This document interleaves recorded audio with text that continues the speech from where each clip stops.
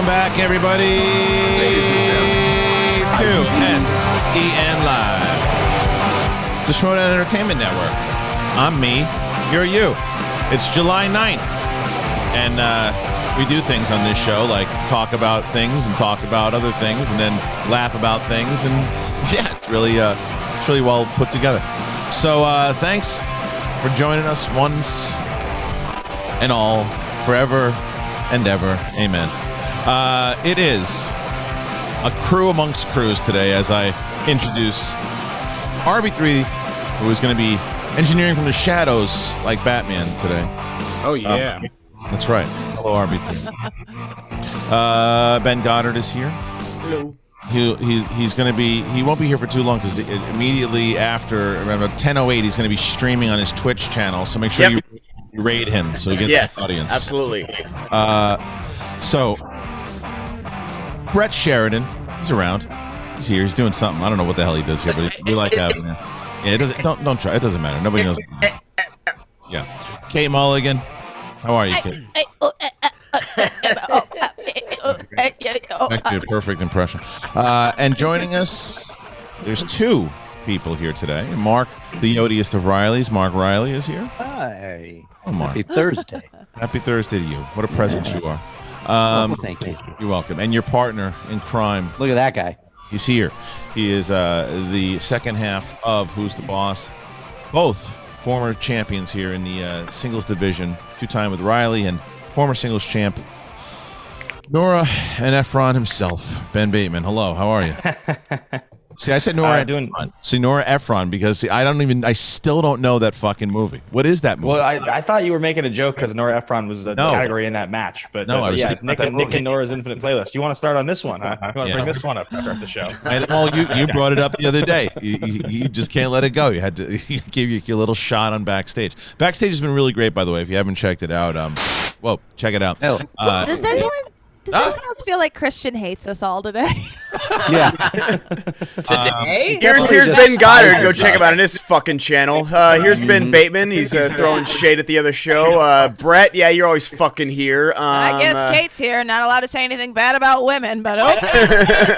You're trying to tell me this man ain't accurate? You're sitting there on the fucking Twitch stream yesterday working, and out of nowhere, your motherfucking ass just disappears. Like, hey, guess what, motherfuckers? Come raid me. Show ain't over yet. I'm still. Guess what? I hit 1,500 motherfuckers on Twitch now. So oh man, you got 12,000 watching your show. Might as well have 11. Come on over, motherfuckers. God, I can't believe we hit 12K viewers yesterday for the. 12,000. That's amazing. Yeah, we were on the front page of Twitch yesterday. So we are going to talk about that match, by the way, a little later. So if you didn't watch it, I would suggest tuning out a little later because we're going to be talking that. It was a great match. It was a phenomenal match. It aired yesterday on Twitch. 12,000 people watching live. A couple of things to note here, which is pretty awesome. I mentioned it yesterday. We're doing the Skybound Expo. And it's a 2-day virtual con. It's kicking off Skybound's 10th anniversary.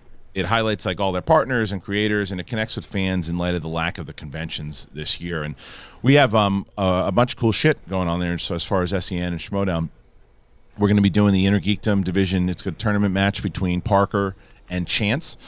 So it's going to air on July 18th at 3:30 p.m. It will not be on this channel. It will not debut on this channel. But it will debut on at the Expo, July 18th at 3:30. And then SEN Live is going to be at the Expo, and that's going to be July 19th at 11 a.m. So go on over and make sure that you subscribe to their channel, the YouTube channel for Skybound, so you catch all this stuff. It's going to be pretty great. Yeah. Awesome. Yeah. So what's we have a lot of news, a lot of big news here too, and I'm so glad Reilly's on the show because the Halloween Kills teaser trailer dropped. Yay! Did you watch it? I did watch it. Of course I watched it. And I watched as it moved a year. Yes, I loved it. Yeah. I loved it. I'm just bummed. We'll get to the news, but that it's moved. But the teaser trailer is fantastic. I just like it continues Laurie Strode's arc that she's just like making sure Michael's dead. Yes. He's like, don't go put out the fire. But I like how they all they burn. I love it. Yeah, I like how they all kind of did that. Yeah. Because like in the first one, it was just her crazy ass running around. At least they thought she was crazy, and she's just like, no, and they're like, take it easy. And now they see it, and they're all basically screaming. I did like that because the end, for a spoiler, if you didn't see the remake, or not the remake, the sequel for Halloween, it's it really didn't piss me off. But I'm watching the end of the movie, and I'm saying, oh come on, how the fuck's he gonna get out of this one? This is ridiculous. There's no way for him to get out. And I guess they're going to try to explain it, and maybe he was going to catch on fire, and then they sprayed him down. And it's Snoke was really Palpatine. Yes. Oh no, that's true. I gotta ask on the subject of Halloween. I'm curious to know, and maybe you guys can share this with me. I've watched like a handful of the movies, but it feels like at this point there's been so many. Is there any explainable way how to kill Michael Myers? Is like there couldn't be, right? Because then they couldn't keep making movies. There's no actual way to explain which timeline are you on? Because they've retconned. This is now the third Halloween too. Yeah, he's not a demon anymore, right? Well, I don't know what that was. The Curse of Michael Myers said that there's yeah, and I'm a Halloween guy. Ryan White donated $20. Sorry to interrupt so soon. The Star Wars tournament was incredible. Thank you to all the competitors. Also, I loved Kate and Brett's dancing at the end of the show yesterday. First of all, thank you for that. We will be talking about that. We will be talking about that for sure. The match itself, and as you just did, the crew has been back, and it's been nice to have the crew back, and we've been able to do it because you guys have you've been donating, and we appreciate that. It keeps the show going. We don't have that's how we are able to get everybody in here, be able to do it through streamlabs.com/schmodown or super chat. We're gonna make sure we get the super chats also. Put in those schmobots. They will be available for the entire show, but it's streamlabs.com/the Bateman, did you like this teaser, or it's just a teaser? I thought it was super, super great. I mean, I really loved that last one, and I was totally engaged. I love the casting. I just was sitting there thinking to myself, like, does it matter if he gets out or not? That was why I asked the question. I just don't really understand. He just seems like an unkillable bad guy in a horror movie at this point that I just don't really understand how it works. He's probably going to crawl out of a window or something. I mean, it might make it that simply shown in the movie, or they're not really going demon in this one. I mean, they started to go down the route of supernatural. At least they were hinting that way with some of the movies, but they've ignored them all. Here's what I understand about Halloween, because and I really liked the last one, and I've liked a lot of Halloween movies, but this is what I don't understand. They've knocked this fucker out a couple times. Like, there's been a couple times where they've knocked him out, and and then they start having conversations around him, and he pops back up, kills the motherfucker, and then they run away, and they have to, and his slow ass catches them anyway. But my question is, when they knock him out, tie the fucking guy up with chains and attach like 27,000 M80s to his fucking ass and blow him up. Mm-hmm. Okay, the second half of the show is, how would you kill Michael Myers? Yes. Send in the Michael Myers schmobots. God, that's my show. I'm on this. I'm on it. Get a whole bunch of people, tie this fucking idiot up, stick a piece of dynamite in his asshole, and blow him up. Christian. That's the end of part 4. Yeah. Do they blow him up in 4? They tried. See, this is the thing. But they didn't put it in his ass. They didn't put it in his ass, and that's what happened. Loophole. Look what they did at Jeffrey Dahmer. Yeah. Well, that's why I didn't like this last Halloween, because like Laurie Strode had like 40 years to prepare, and all she does is like get kind of good with a .22 rifle. Like, that's all she did. Oh, she has all kinds of sweet traps. Yeah. How much better? See, you're all counting the other movies as canon, and seeing Michael Myers do all these crazy things when you need to just watch 78's Halloween and 2018's Halloween, and then you have your Michael Myers. That's what they're saying is canon right now. Yeah, but I'm saying, like, her whole thing is like, he's gonna come back, and then all she did is like go to the shooting range. Oh no, but she did more than that. She had all those traps and everything that she did, and she kind of set up that whole, like, that whole thing. She like created Hunger Games for him. But she didn't consider dynamite up the ass. Oh, yeah, it's true. Well, she did. They just cut that part out of the movie because it's like, that's the first thing you should go to school for, is like dynamite up the ass. I mean, that's it. Common knowledge. Or cut his fucking head off. Yeah, they did that in H2O. Yeah, they did that in H2O. He'll and it turned just out to be the wrong guy. Okay, right, but so they didn't do it. They fucking idiots. You know, they didn't. Well, that's the thing about the Halloween franchise is that they do these things that you're suggesting, Kristian, and then the next movie comes out and it shows this little tiny thing that Michael did to like get out of it.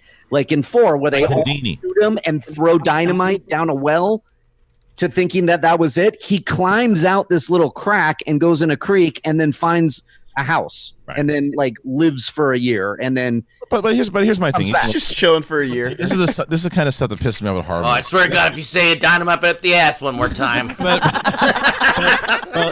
like you said, like so in H2O they cut off his head. They think, and it's somebody else. So they Michael they cut off the wrong guy's head. So cut that fucking right guy's head off. They don't get they're like well we fucked up the first time. I don't want to fuck up again. No, cut the motherfucker's head off. Look, usually there's a lot of moving parts to these Halloween movies. Sometimes you think you got the killer, but the killer puts the mask on another person. You sound like the bumbling police chief, Mark. You sound like you're at a press conference like, we had him, but then we cut another person's head off, and we apologize for that, truly. It's like, it wasn't me that cut the head off and put the mask on it. I'm just saying. It's me trying to drive the ambulance. You're telling me the only shit that I'm supposed to pay attention to at all is the first movie and the 2018 one? None of the stuff in between matters. So she built the house with the traps, and she did all for just the one attack in the first movie. That's her whole life. Is the first movie she got attacked by a psycho and spent her entire life building a house and fucking traumatic, man.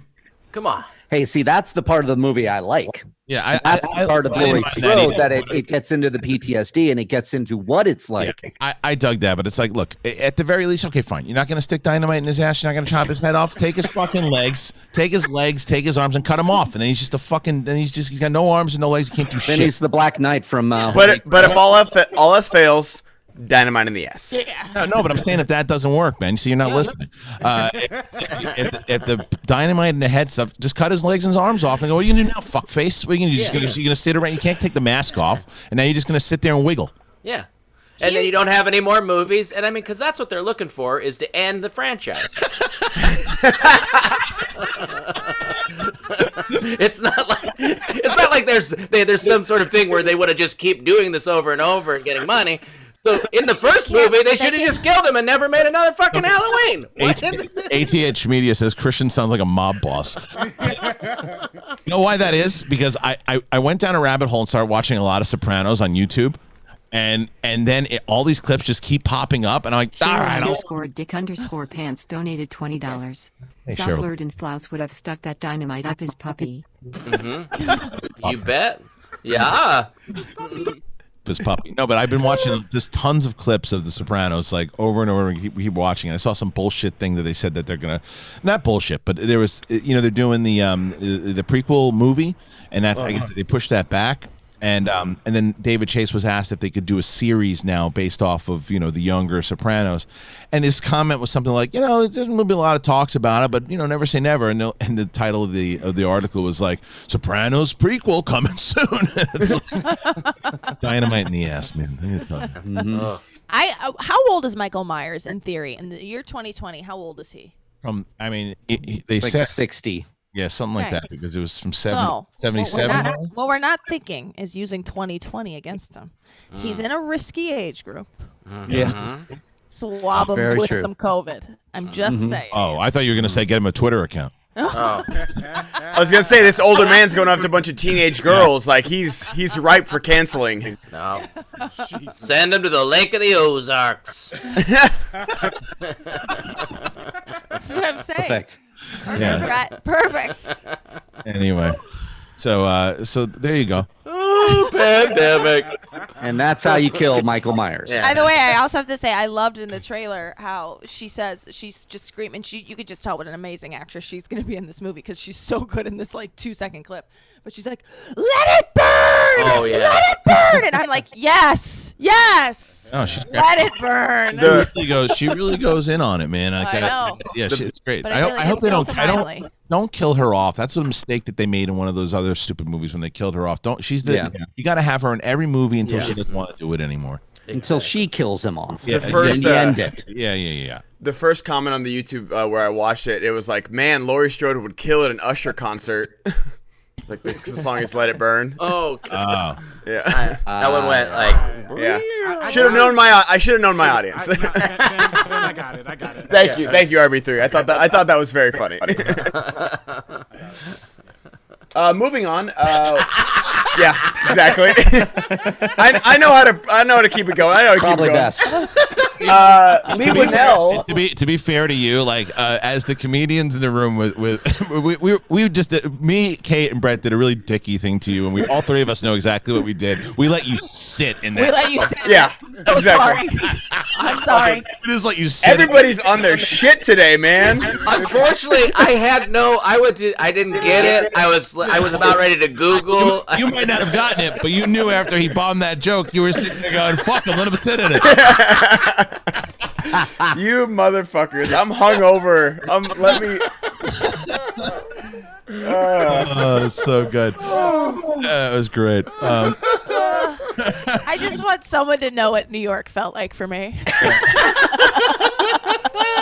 You had Kyle Grandinetti front row. That's New York true. did not feel like that for anybody. No, Kate, only the first part of your set Massive sucks. Amber donated $20. Hey everyone, great ST Twitch tournament. I know you pitched Schmodown Survivor Series in the past, but what you think if you have 2 5-ways matches own rep from each faction, then the winner of each 5-way meets in the main event for the night? No. But I do have a different idea, very similar to it. What I can say is That's a conversation whenever you pitch an idea to Kristian, by the way. Hey, what about this? No. Nope. And I'll tell you why. And I'll tell you why. Yeah. The king of no butt. Not wrong. It's not I'm wrong. Like Kristian, it's so funny. Kristian does that instead of oh, that sounds good. I'll check that out, and like he does for all television and movies. no, I'm good. Okay. No thanks. Kristian went to the school not of yes and but of no butt. No. No butt. No. But this is what I am gonna do. How about no? That's and I'll start saying no. That's terrible. Terrible. No, normally I'm like Dick_Pants donated $20. Hey gang. So great to have the boss back in the house. Watched an old episode of Collider Live and I would never say that my sister has a big booty. Just the thought makes me want to vomit. Anyone else that has a sister, would you say that?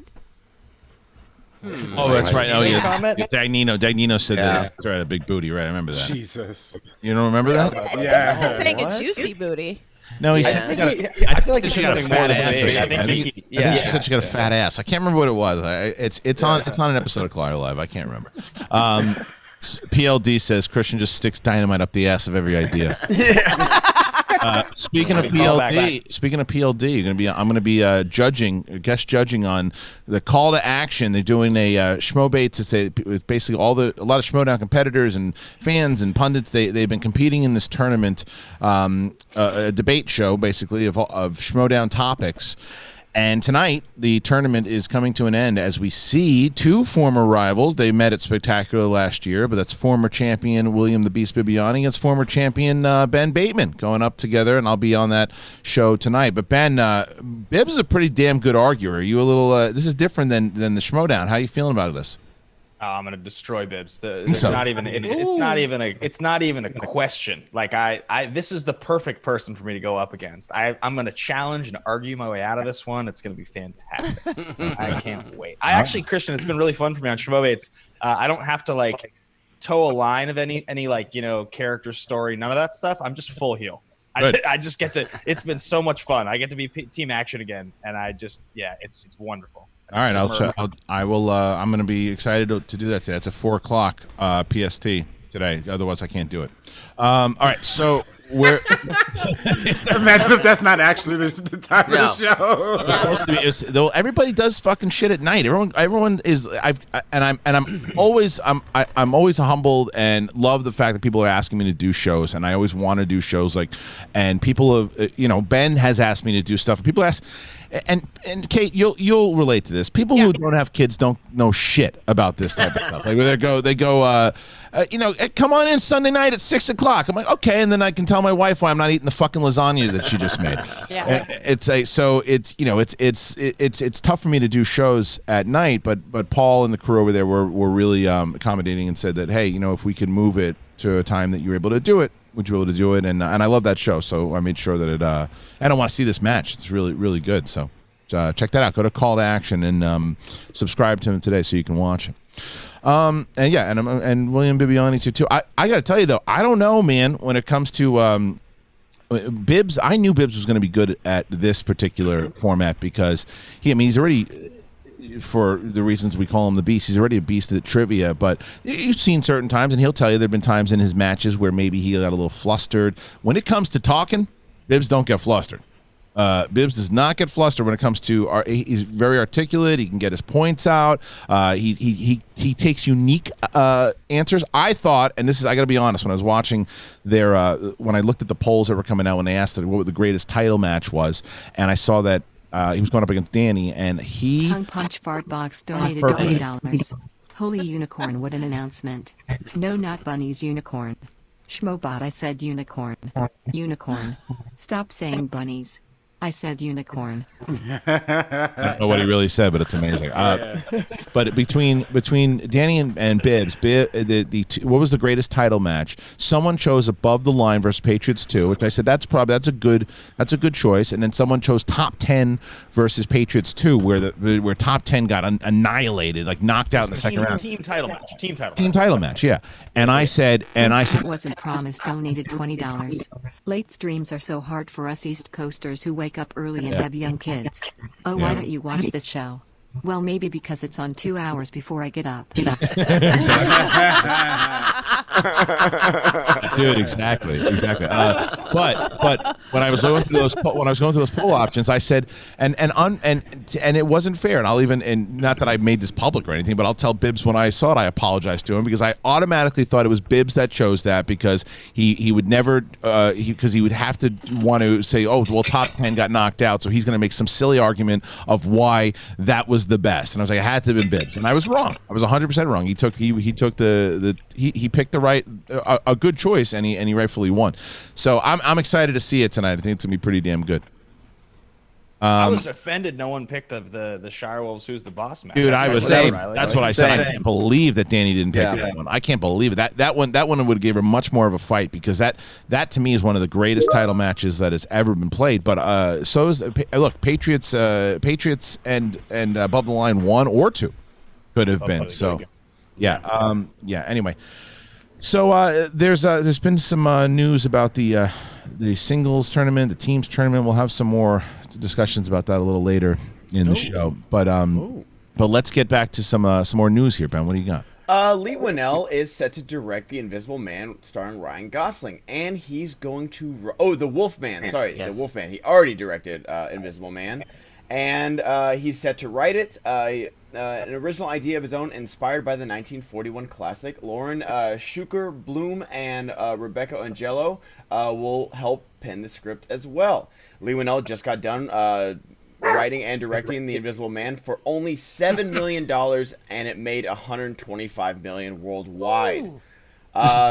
So with Ryan Gosling and Leigh Whanell, how can you not be excited by this? This is a smart move. This is a very different approach to what they were going to do with their monster movies. And after the success of Invisible Man, of course you want to go after this guy. But Reilly, you see this. It's perfect.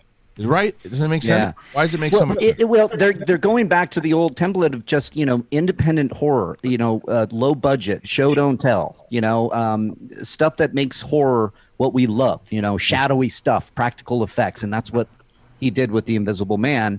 I mean, he had a big budget and there was, cutting edge effects and whatnot, but it went back to the simpler times of telling these really great horror movie stories through character. He proved it, and now it's Leia totally agrees with all of this, by the way. Well, she's just barking because we said Wolfman. The Wolfman is her favorite character, by the way, for obvious reasons. That's right. It's super interesting on that topic, just to jump in, Reilly, when you talk about it's a smart move. So if sort of phase one of these studios making a lot of money was Blumhouse, for like $4 million or $3 million making these like low budget horror movies with no names. Then phase two is them realizing that for $7 or $8 million, they can give all the money to Ryan Gosling, make him a producer, bankroll also a low budget horror movie, but put a star. And now you're making a movie that instead of maybe costing $4 and making like $80, maybe it's going to cost you $20, but it's going to make like $300. Right. If you put a star in the same premise, it's just like you're loading it up that much further. And I kind of think that's going to be the template going forward. Yeah, I think they figured it out. And I think that you look at the complete difference in 180 from The Mummy with Tom Cruise. Is what that was their universe, and now we're on the other end of the. They were spending way too much money on those movies, and and because look at the lower budget that they had with really high acting from talent from Elizabeth Moss, and they came up with a massive hit, and it was smart the way they combined the two of it, and it was a really good movie, and his directing style was great. So if that go ahead, RB3. I'm sorry, I wanted to jump in and say, especially when you look at something like The Mummy, which was like 150. $200 million budget, and that was so terrible that when you strip it all back and you just focus on the bare bones of the story, it becomes so much more impactful, and I think it's going to be way more successful. And I think if they focus on making independent, I know they're not doing the shared universe anymore, but if they focus on making these independent movies that all become hits on their own, I could see a reality where maybe they do some sort of crossover situation eventually, but they just got to focus one by one first and not the overall. That's what they should have done in the first place before announcing fucking shared universes and all that stuff. And it's another reason why streaming shows and movies, you get better content. It's also you always get better stories and character and performance out of the smaller budget movies. That's why they're always nominated for Oscars. But it's the spectacle that we want to see. But a lot of times when you scale it down a little bit more, you get more stuff, because the other reason, with more money comes more cooks in the kitchen. Right. And when you get all, and especially, and nothing, I look, I'm a big Tom Cruise fan, but once Tom Cruise gets involved, he becomes a producer on it too, and he's gonna it now goes away from maybe this whole vision of what they wanted to do inside of this monsters universe, and it becomes a Tom Cruise movie. Because that movie stunk to high heaven, I'll tell you that. It's the worst. It was shit. It was real bad. So bad.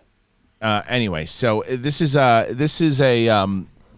a good move for them. It's a smart move for them. Another smart move for me was watching Happy. I'll tell you that. I finished season 1 yesterday. Nice. Yeah, I will say I got to ask Brett this because I was confused, and this is a mild spoiler, but not really. So it's not. Dicky Mookie donated $20. I did say once that my sister had a big booty. She was a stepsister, though. You know what? Never mind. That's fair. I don't think this will actually spoil it at all. Now that I think about it, but Brett, did you watch the recap for season 2? I don't think so. For season 2 or 1? Season 2. When season 2 starts, it shows a recap of season 1. I might have. Yeah, I can't. I've never looked into it. So there's a scene I'll just say this: there's a scene with the top mobster, and he's in prison. And his nephew comes to see him. Yes. Is that in season 1? Yes. Something happens. It's like I don't want to spoil it for people who are watching. Something happens really big. Yeah. And I didn't see that happen in season 1. But anyway, the entire season. I think it does, because season 2 starts on a totally all that kind of. It's yes. Back to him, but yeah, right. Well, that's what I'm saying. Season 2 starts there, but I don't remember that. Anyway, Chris Maloney in this show is just out of control. Out of control, it's a post-credit scene in the last episode. That's what somebody is. Okay. All right. Well, that makes sense. Okay. Thank you guys for those telling me. I love this show. Reilly, how far along are you? I love the show too. Happy Vanilla Sky. Where do you put it? Yeah. Happy. Yeah. I think I'm 5 episodes in now. We watched a couple the other night, and then we, my fiance Julie takes breaks from it. Just takes breaks from it. She's like, I want to keep going. She's like, okay, that's 2. Let's go tomorrow. I'm like, okay. So you're 2 into it? Is that what you said? No, 5 in. Oh, you're 5 in. Sorry. Yeah. Anybody else? Kate, how far along did you go? I haven't rewatched since I'm 3 episodes in. Still, okay, cool. Because I finished it last night, and I was going to start season 2, and then I'm going to take a break. You know what I watched instead was The Movies That Made Us. Do you guys watch this on Netflix? Yes. No, The Movies That Made Us. Have you not seen this, Reilly? No. Okay. Right. Is it? Yeah. So so Brian Volk Weiss, who's a producer of the Toys That Made Us, and he was on Jedi Council. He's a producer on this, and he's also producer of the reboot of Mad About You. So the Dirty Dancing one I watched last night because my dad told me about it. Right? It was great. What a great episode! Yeah, I mean, if it's just to see how I didn't know anything about this. Did you guys know? So the story about Dirty Dancing, that's pretty fascinating. As filmmakers, it's pretty fascinating. Like, so the writer had written this movie with Michael Douglas, and she wrote in a scene about Dirty Dancing, and they didn't do it. They just went straight to the fucking. So that's a quote by me. So then, not by them. So then, she wrote this movie, and she sits down with this other producer and this woman who said they're having this conversation, and she's telling her about it, and she's like, "Nah, I don't know, no, it's this doesn't sound like anything." Try to change the subject, and then she starts talking about Dirty Dancing. She's like, "Wait a minute, that's the title, Dirty Dancing." So she writes this whole. So the writer writes this whole thing, Dirty Dancing script. The other producer has this. The producer has this deal at MGM. So she pitches it to the top executive. He's like, "Great, let's make it." The guy gets fired the next day. So she loses all of her projects. She loses every one of her projects, and there's nothing that's going to be made. So she pitches the movie to MGM. They say no. She goes to Fox. She went to everywhere. Every studio she went to, they passed on it. So I can't remember the fucking name of the VHS company. You would know it, Reilly, if I said it. It was direct to VHS. They did all these movies. Was it Viacom? I don't know not Viacom. What the hell was it? I don't remember what it was. And TriStar, Miramax? No, not Miramax. It was. Someone will tell me in the fucking. Buena Vista, maybe? No. It wasn't Buena Vista, but anyway. So it was a company that was just doing VHS. They were just doing. No, it wasn't Orion, and they were doing. But Yeah, nope. Everyone's like guessing, but it's not. But anyway, the VHS, and it's all they were doing. But they made a lot of money because basically what they were doing is they were distributing movies on VHS, and then the studios finally caught on. Like, why don't we using this fucking guys? We'll do it on ourselves. And but they still had made so much money from doing this and making all these bullshit little Vestron. Thank you. It was Vestron. Oh, of course, Mark Andrico got it. Mark Andrico is the one who comes in. Yeah. So Vestron has all this money, and then so they meet. They get this director. And it's inside of this the series. They say, yeah, it was an Oscar-winning director. Captain donated $20. Hey everyone, hope you all are doing good. I recently showed my fiancée Aliens and Prometheus. She agrees with me in that Prometheus is a great prequel. What are your thoughts on it? Love you, RB3AMD, and Reilly's thoughts on this. Hey Mama Lion. Yeah, we will definitely. We'll clear up the VHS company and we'll get to your question. Yes. So it's Vestron.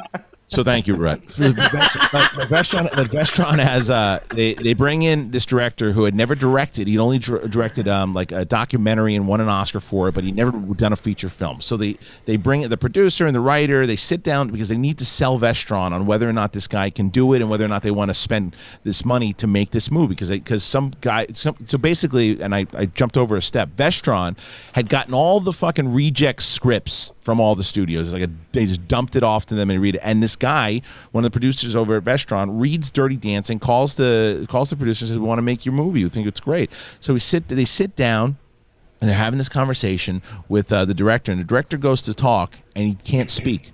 He can't open his mouth and can't say anything. He just shuts down, and they still greenlight the movie, right? Wow. So they greenlight the movie, and then now they got to go through the casting. And so they want to cast Jennifer. The producer and the writer wanted Jennifer Grey. They thought she was perfect for it. And the Vestron didn't want her. They wanted Sarah Jessica Parker and some other people, but they did not want her. So they're going through, and the writer found Patrick Swayze by his eyes, but they passed on him because on his resume it said no dancing. So like, oh well, the whole movie's dancing, so let's get rid of him. So. Turns out the director had worked with him, and it's because Patrick Swayze's mom was like a massive dance instructor, and he put it on there because he didn't want to be known. He was a ballet guy. He didn't want to be known for dancing. He wanted to be taken more, as an actor in dramas and all these things too. And he hurt his knee playing football, and dancing fucked him up every time he did it. So he didn't want to do it. But the director said, no, he can dance. So they brought him in, and Jennifer Grey hated his ass because they worked on Red Dawn together. I heard that. Yeah, so she didn't want him in there.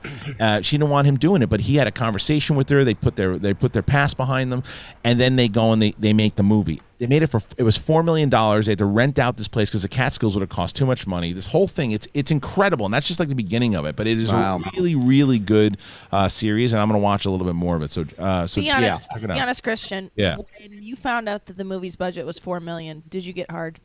I already was. I was smashing watching it. I also liked Happy I'm on episode 8. Nice. Oh, RB3 coming in hot. I didn't know that. So you're on the season finale. I'm on season finale. Yeah, It's great, isn't it? Yeah, it's great. It's going good so far. Yeah. I hate that this show only has 2 seasons. I mean, it really. Yeah, it's such a bummer. It's one of the reasons that I stopped watching last night because like I'm gonna savor it. It's like having like a good slice of pizza and I go, no, you fucking slob, don't eat it all now. Just wait. Oh, speaking of which, Reilly, I sent you on a mission. You went to so there's a new pizza place that I rave about here, and to be fair, PJ Campbell told me about it. It's called Pizza Wagon of Brooklyn. And it's in Sherman Oaks. I sent Reilly out because Reilly had texted me and said, "So what's that pizza place?" I do love Joe's. Joe's is really good. But I said, "Dude, Pizza Wagon of Brooklyn. It's just like having New York pizza." And you went. What's your review? Oh, it's fantastic. I had it last night. Did you have it again last night? Yeah, we had it again last night for the second time. And that was my fiance. That was she got off work a little bit later. We were doing stuff, and then it was like kind of we missed dinner, and we're like, "What do we want?" She's like, "Pizza Wagon." I'm like, "Are you serious?" Only thing I like. What part of town? Sherman Oaks. Sherman Oaks. It's amazing. On Ventura and near Van Nuys. It's great, and I'll tell you this: the only thing better than pizza, coffee, and Bulletproof. I've told you about Bulletproof. It's the link's in the description here for everybody. Click on that link. Click on that link and make sure that you guys get it. It's really worth it. I love Bulletproof. It's got fantastic coffee. It's got a whole bean. It's got ground. It's got K-cups, whatever you want. It also has health products like protein bars and fiber supplements. Bulletproof's user experience on smartphones, it's very fast. It's very easy. You can use Apple Pay on an iPhone without entering your address or your credit card number. Shipping is free for orders over $35. Shopping Bulletproof from the link in the show notes. It's a great way to support this show, but it's also a great way to stack up on coffee. I'll tell you, if you're getting coffee, this is what I was doing. I was getting coffee from everywhere, going, oh my god, and just running out and spending too much on it. Bulletproof, it is the perfect solution for you. Click in the link to this description right now and do it, because like I said, it helps the show, but it's going to help you. Bulletproof is phenomenal, so do it. Get yourself some coffee, put it in your mouth, take the K-cup, throw it in there, make sure you have it, suck it on down, say, well, how did you do it? I went to the Schmoes show and I clicked the link there, and the next thing you know, I was running back and forth, and then after I got hungry, I went to the Pizza Wagon in the Brooklyn. All right, what's next? I just saw this. I know we had some other things on the docket, but I just saw this article out here from our friend of the show, Mark Bernardin. Yes. He tweeted out last night that on very good authority that there is a 170-minute cut of the 95 blockbuster Batman Forever. I saw that. And supposedly it's a much darker and more serious version of the film. Variety has confirmed with a source close to the movie that Schumacher did assemble a longer cut of Batman Forever that was indeed much darker in nature. This version opens up with a sequence involving the villain Two-Face escaping from Arkham Asylum and features 2 extended scenes with the Riddler when he invades the Batcave and uses his signature cane as a weapon. Is this Chris O'Donnell? Yes. Okay. I'm down to see it, but how different could it really be? Because even if it's cut differently, like, are the performances going to be that different? That's not. You know what I mean? Is Batman going to look less like a Dior glasses model? Because that's all Val Kilmer looks like when I watch that movie. Hey, you know what? How dare you come for the best Batman out there, Val Kilmer? Look, I love Val Kilmer. I'm just saying, whenever I see a picture of him with like the turtleneck and the glasses and the hair, I'm always like, that just looks like they're trying to sell cologne in 1996. Oh, I know, but they probably were. It was probably a sponsor. Bateman, would you be down to see this? Yeah, 100%. Oh, Mark yourself. Mark's gonna go watch it right now. Yeah. Yeah. I hope this isn't like a marketing play, like especially if Joe Schumacher just passed away, like. Right. And I don't know. You're right. I don't know how different it could be. Like the parts that were still laughable are still laughable. That's inside there. It's the same thing with the Suicide Squad extended cut. Like as if like adding an extra scene with Joker and Harley was gonna make anything better. So yeah, I don't know. I mean, it's a longer cut. Someone said Arnold giving an Oscar-worthy performance in a new cut. Different movie. That's Batman and Robin. There's nothing I can say that movie. That I would watch. There's nothing I could say that movie. But I don't know. Look, I didn't mind Batman Forever. I think it is definitely a very different version of what the first two Tim Burton movies were, and that's what they were trying to do. I'd be down to see it if they actually did it. But I don't think that RB3 is wrong. I think that they are absolutely probably getting the word out there now because of and I hate to say it this way too, but musicians' albums, they skyrocket after they've passed. Mm-hmm. You look at like what happened. Look at all the Nirvana sales and like the Doors and Michael Jackson. Yeah. Once people had passed on, their albums do great. So it probably is a business decision to say like, hey, look at what we were doing to just the Snyder cut. Look at the Snyder cut getting all the attention right now. And Joel Schumacher had this cut. It was his version, and let's put it out. It feels dirty, but the question is, does his family see points from it? And if that's the case, then maybe that's a good thing. So maybe most people think about Batman Forever and Batman and Robin is distinctly they to me are almost identically bad. Like, is Batman Forever to you guys like a way better movie? I enjoy them both. Yeah, you're crazy. 100%. Batman Forever is so good. So much better. Well, I don't know about that. The only problem is Tommy Lee Jones. The only problem is Tommy Lee Jones in that movie. It's a cartoon. But it's a cartoon that actually fits together as opposed to that really sloppy mess that is Batman and Robin. Yeah. It's a movie. As opposed to it's definitely a movie. That's gonna be on the poster. It's a movie. It's pretty high praise. You know what I mean? Well, it's not a documentary. So anyway, yeah, but it's I'd be down. Anything else going on? We got a little bit. Just Wonder Years seems like it's gonna make a comeback. Leigh Daniels, the creator of Empire and the Paperboy director, is trying to bring back that old time comedy. The new half-hour comedy would focus on how a black middle-class family in Montgomery, Alabama, in the turbulent late 1960s made sure it was the Wonder Years for them too. The time period will be the same as the original show. Did y'all watch the Wonder Years originally? Yeah. And I mean, anything with Leigh Daniels, I'm interested in.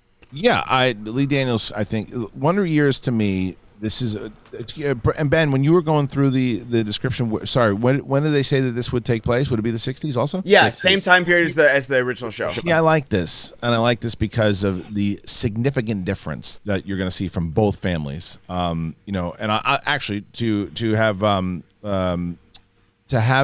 especially now, right now, when we're everything going on in the world as it is today.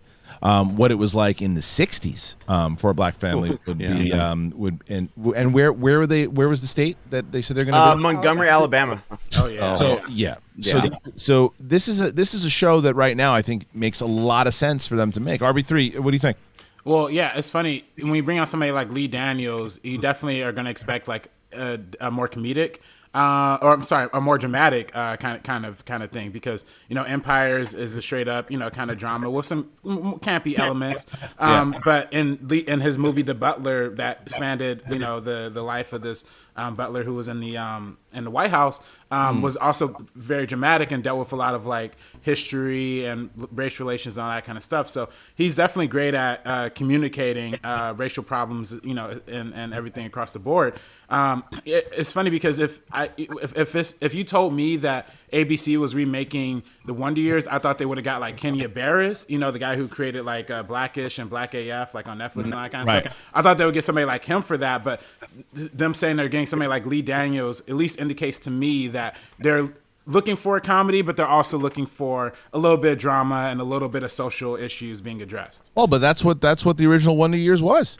That's what the original Wonder Years was. So I think it makes a choice because did you watch the original Wonder Years, RB3? I've never seen it. No. Okay, so never even seen The Big Chill. Don't get me started. But when you think of it, you think of it more of a comedy, right? Wonder Years. Yeah. Yeah, it's not. It is a coming to age kind of story about everything that you just said, but in the perspective of this of a very different family from what we would be getting with Leigh Daniels. So and very different things that were going on in this kid's life as opposed to what's going to be going on with this kid's life in this one. So I think this is a smart remake and an appropriate remake for what's going on today, and especially for the issues that were going on back at that time. So that'd be interesting to see. What do you think, Brett? I just immediately saw the headline and went, no, and then I read the article and I went, oh, okay, well that sounds good, because I didn't want to see just another remake of the same thing. So I got on board by actually reading the article. Yay me! Which I do these days, people. You always do. You know what I like about? I'm not gonna just get into this, but these articles are very short. It's so great. It's like perfect for my attention span. I used to fight Kristian. I'm like, I'm not gonna read a bunch of goddamn articles. But now you know it. Now you got it. Now I know. Yes. Well, I wonder if they're gonna. Now you know. I wonder if they're gonna keep Winnie Cooper the same. They're probably gonna change the names. First crush right there, Winnie Cooper. Winnie Cooper. Yeah, she was in an acting class of mine. I remember that. She married my college roommate. Is that true? Wow. Very true. Wow. Why would that be a lie? Why would I ask you that? Yeah. Why would? I'm gonna lie with something you can actually look up. Yeah. Well, if you were, I can look it up and it says Mark Reilly's roommate. Yeah. No. That was a Roxy question of you, Kristian. How do you know her? It's like no. It's like, is that true? I treated you like Dagnino. Yeah, I know. That's all right. I hang out with him sometimes. Sure. Well, here's the thing. Winnie Cooper, they got her name from this girl I used to date back in like 8th grade. Is that true? Kind of. We used to watch it together. Like, we used to watch what together? The Wonder Years. What'd you used to watch? Well, I would watch it from her house when she didn't know I was there. I'm like, all right. Sounds about right. That sounds about right. Have any of you guys guessed it on the Gucci verse yet? Have you been on the Gucci? I don't trust that. Gucci verse? For a little bit. No, I was on last night for the first time. I don't try to go. What did your shirt stay on? It stayed on. Yeah, it was a special show. It was to do with the Star Wars match, so it was a little more serious. But yeah, just the fact that it's called the Gucci verse and I'm on something called the Gucci verse, that's like a big win to me. That was like on my bucket list. So well, the last what was time the subject? Like, how big is C-3PO's dick? Or that was the sure it came up. There's a show called Ask Gucci. That's the show I haven't gone on. Oh, because that's I don't know the what I'd one. be asking. I'm telling you, it's the worst pitch. It was the worst pitch that I've ever gotten to be on a show in my life. It's like Dagnino gets me. He's like, "Yeah, these guys want you to come on the show," and I go, "And here's the link." And all I see are 4 drunk dudes with their shirts off, like just like screaming and yelling. I'm like, "Are you fucking kidding me?" Going on the show right now. I'm like, I'm watching America's Funniest Home Videos with my daughter right now. I'm gonna jump onto these. It's fucking lunatic. I popped on and Sabrina was on, and it was 4 other. It was and they were all talking about, like, she was talking about what you expect when you look at a guy, and then what the reveal of his penis is, and then the guys are talking about like what they expected when they looked at a woman and what her vagina looked like, and I was like, this is quality. So they were discussing the unwrapping process of meeting somebody and seeing their genitalia, and I thought there's no chance. There's no chance. You and Kat, the fact that you could even catch me, that I admitted that I even clicked on the link. I was just like, I go, oh, let's see what Fitstock. I think it's his goal to toe the line between being disassociated with the Schmodown forever. I think that's pretty much what it is. He wants to exist on the 99th percentile of that. This is what he says to me, and I said, because when I tell him exactly what I just told you guys, he goes, "You don't think I know what I'm doing?" I go, "No." He's like, "I'm not gonna say anything that puts it in jeopardy." I'm like, "You've got 8 dudes on there, shithoused. I guarantee you that is another social media mess that I'm getting ready to clean up." Let me give you my opinion on Finstock, though. I will tell you this: since he's become my manager in the Schmodown, and I've gotten to know him a little better and have more serious conversations with the guy, he's a little bit of an idiot savant. His thing that he does where you think he's a buffoon, like it's a lot of that is like he knows exactly what he's doing. I think he's kind of a genius with that stuff. I think he's kind of a genius. He's a phenomenal man. He also said he got into Juilliard, so that was the one thing I saw in the Gucci verse. I believe that. Yeah. You know that he didn't get into Juilliard? Yes, I actually do. I guarantee you he fucking didn't. I'm 100% sure he snuck into Juilliard at some point and stole something. Into Juilliard, yes. Got accepted into the school? No. You know, I was in Juilliard, right? You were? Yeah, I had to drop off a package there last week. Great. Perfect. Anyway, so look, we're gonna keep going into some more stuff here, but you guys have put a couple of schmobots in there. Keep them coming. Streamlabs.com/schmodown. We want to keep the crew, keep them coming in here each and every day for this show. Hopefully, be able to start some new shows pretty soon. But get those coming in and get any questions in there. Anything that you guys want to talk about. Cheryl_Dick_Pants donated $20. Professor Crow needs to make an appearance on Campy's show. He will be so lost and confused, LOL. I just start showing up and screaming at the top.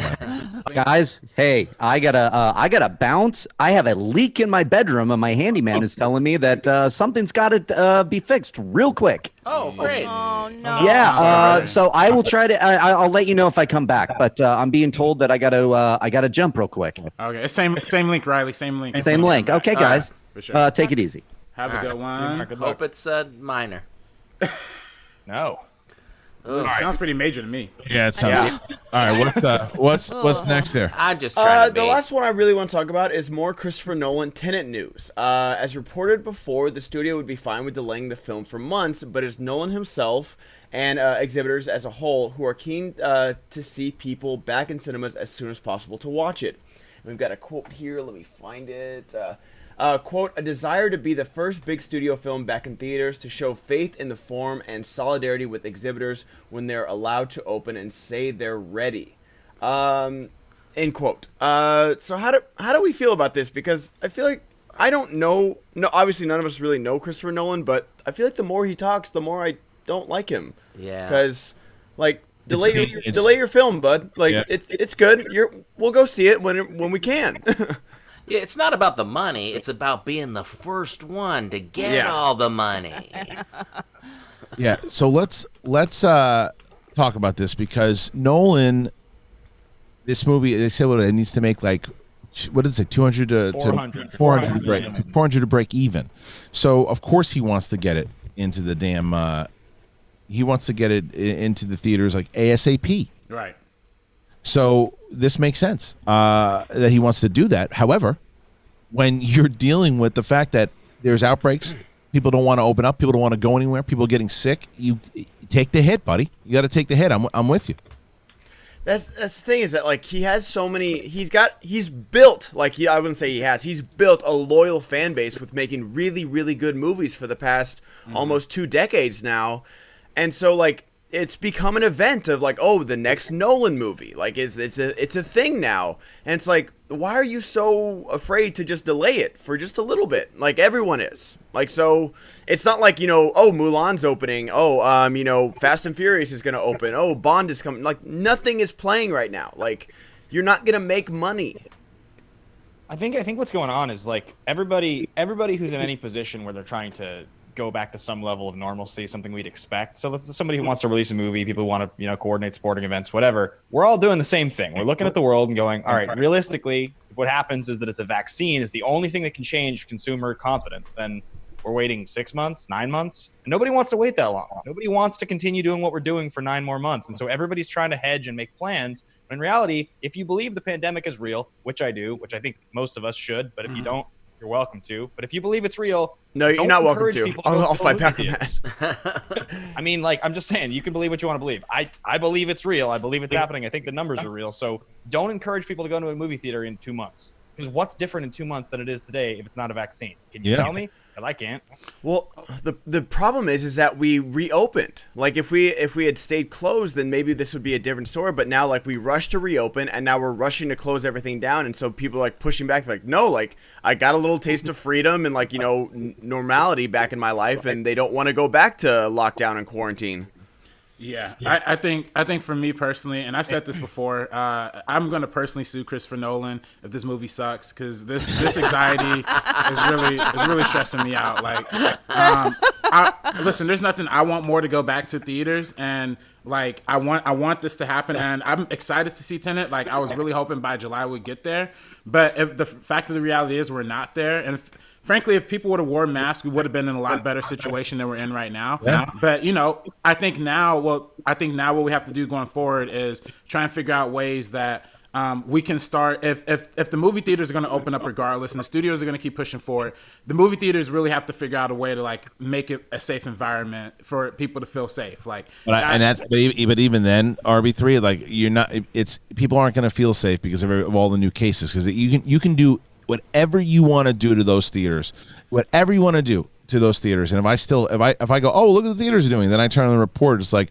8,000 more people got it in this state. I'm like, oh, you know what, fuck this, I'm staying home, I'm not going anywhere. And I think that, going off of what Goddard's saying, I think that by Nolan pushing like this continuously to make sure the theaters open to show his movie he's going to do the exact opposite of what he wants to do. He wants to he'll get those people in. He'll get the people who aren't wearing masks and are going to Vegas and going to the parties and going to barbecue and not wearing the mask, and he'll get those people. But the people who are really taking this thing super serious, they're not going to go near his fucking movie, and he's going to lose a lot of money. And I think that because this report says the studio's like, Nolan, let's push it. Let's push it. And he's like, no. Push the fucking movie.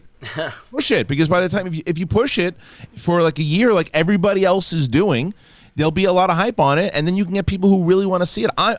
Nolan's like my favorite filmmaker. I can't wait to see Tenet, but I'm not going to the theater. I'm not going to see it. I think it's a stupid move on his part. You guys all see that image of the guy with like the industrial leaf blower full of sanitizer in the theater, right? Yeah, and he's like sanitizing. That did not make me feel like I wanted to go sit in a movie theater at all. That was the worst thing I'd ever seen in my life. Chemicals all over your freaking body. Who wants that? I just watch it. Yeah. I'm watching stuff at home, and I'm fine. Like, it's like, and Draco said it in the comments that he's going to lose a lot of goodwill from the fans, and because it's like, what are you doing? Are you just worried about your wallet? Or are you worried you don't really? Oh, you saw my movie, but you got sick. Sorry, at least you saw my movie. Like, I think the other concern too, though, is that like, so we're seeing it happen right now with like general business, right? If you work in an office, now you're working from home, and there's a lot of corporate office buildings that are closing. People aren't going to go back; they're going to continue working from home. So that's going to be the paradigm shift. When this is over, a lot more people will work from home.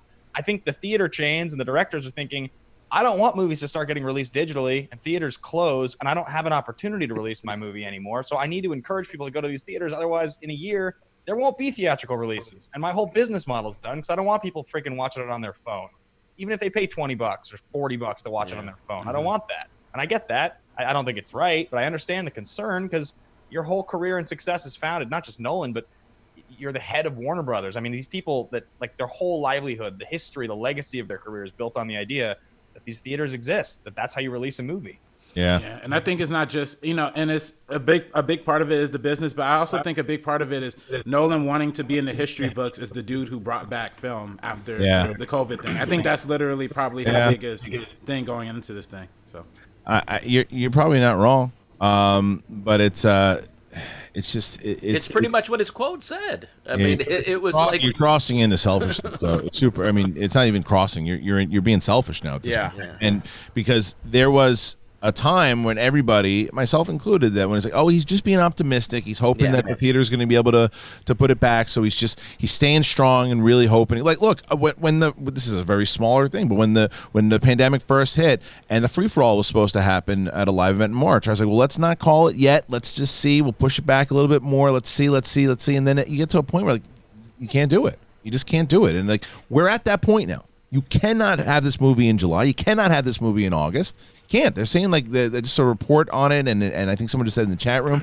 they're saying you're going to be wearing masks for at least a year, vaccine or not. You're going to have you're wearing that's our society right now is fucking masks everywhere you go. You're not going to get back to what we used to do for a while. For a long time, and it's like, and going to the movies, unfortunately, is one of those things. So it's a bummer. It's a real bummer, and they should probably just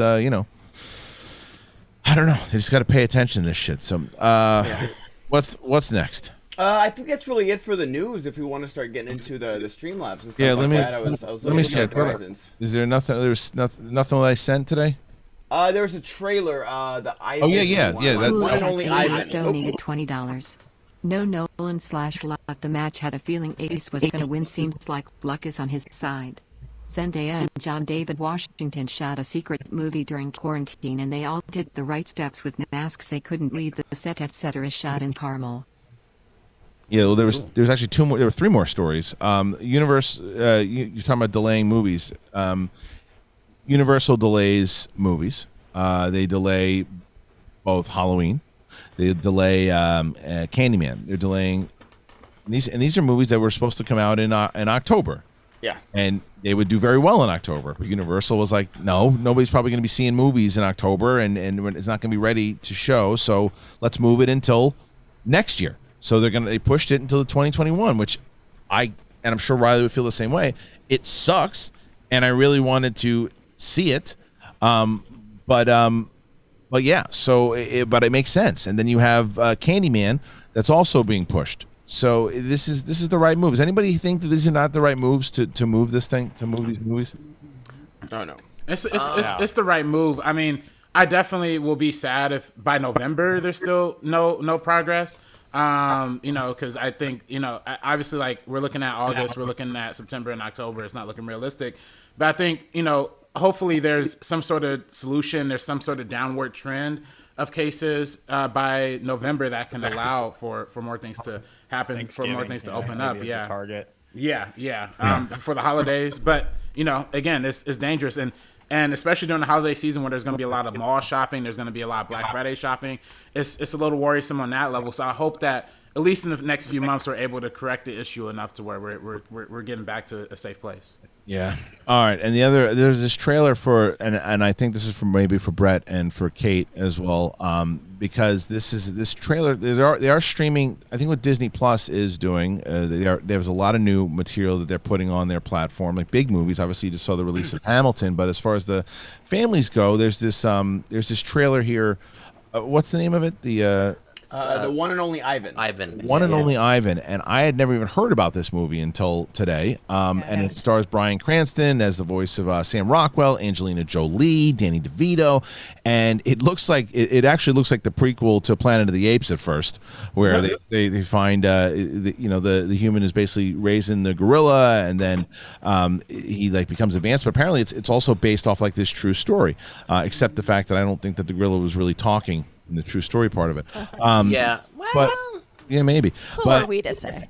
Maybe it was just the swelling music and everything too. But I was like, I can't wait to watch this movie with my daughter. Mark_Jason_Ali donated $20.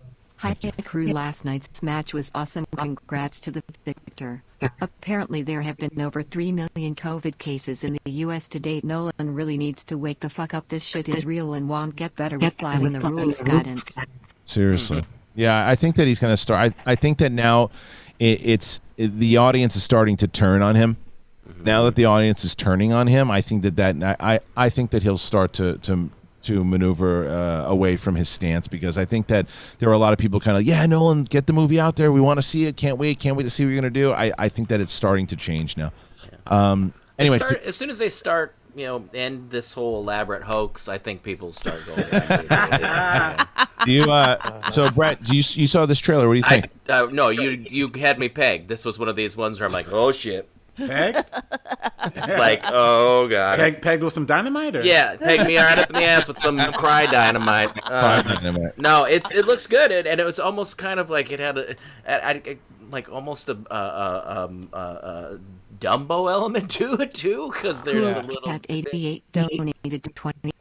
Thank you for saving me, cool cat. Malcolm and Marie is what the movie is called, and Decline reported that it was shot in like a glass-like set, something like that. But obviously, movies can be made, but you just have to be careful.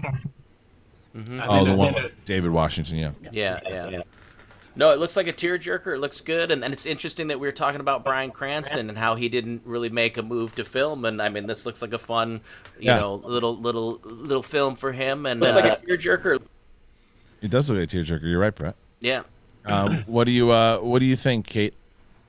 I'm not interested in seeing anything that's serious anymore. I just want tap dancing dinosaurs and rollerblading hippos. I don't want to see anything that's gonna make me cry. I cry enough. But yes, this looks like. I mean, I cried at Onward when we rented at the beginning, or when we bought it at the beginning of the summer, or the the pandemic, I should say. I mean, it's, The underscore K underscore Wolf donated $20. Just wanted to show some love to my favorite Schmodown competitor. Salute bots. Also to Goddard for being an awesome guy. Oh, Hey, Brett. wow. Thank you. Hey. Well, thank you. And thank you guys once again. Keep those questions coming in there. Streamlabs.com/Schmodown. We're going to get to your questions. Super chat also. Ben Goddard's going to read those off in just a moment here as we get through the remainder of this topic. But Kate, I think that is a. Did you watch the trailer? Yeah. Do you think that it was? You think it's going to be all serious, or you think it's going to be a little? No, I think it's going to be that thing. It's going to make me have to think about my life, and I mean, I just, Yeah. I just, there's some part of me that like, yesterday, I had probably 7 loads of laundry that had just sat unfolded, like, because I just can't function anymore. So I was like, all right, I'll sit during TV time with my older son and I'll watch it. And we put on Princess Bride, and it had nothing to do with anything. And he was probably too young for it, honestly. In hindsight, I'm realizing that. But, like, it was just an easy adventure, and, like, I didn't have to do any sort of introspection. And I think that's sort of what I'm looking for right now when it comes to, like, a kid's movie. Yeah. Is, like, as I said, Onward, like, God, like, I'm crying about brothers. I'm like, oh, my sons have each other. Like, it just, so Ivan, to me, like, yes, I'm sure it's going to be incredible. I might need something a little more gentle at this time. It comes out in August, but I will be watching it with my oldest for sure and checking it out. You don't have a crying problem though, Kristian, like Brett and I do. Yeah. Well, sometimes I'm telling you, sometimes she's able. I'm saying you personally. Yeah. Oh, me? No. I mean, Brett and I have a crying problem. Well, that was what was the thing? Oh, you know what was?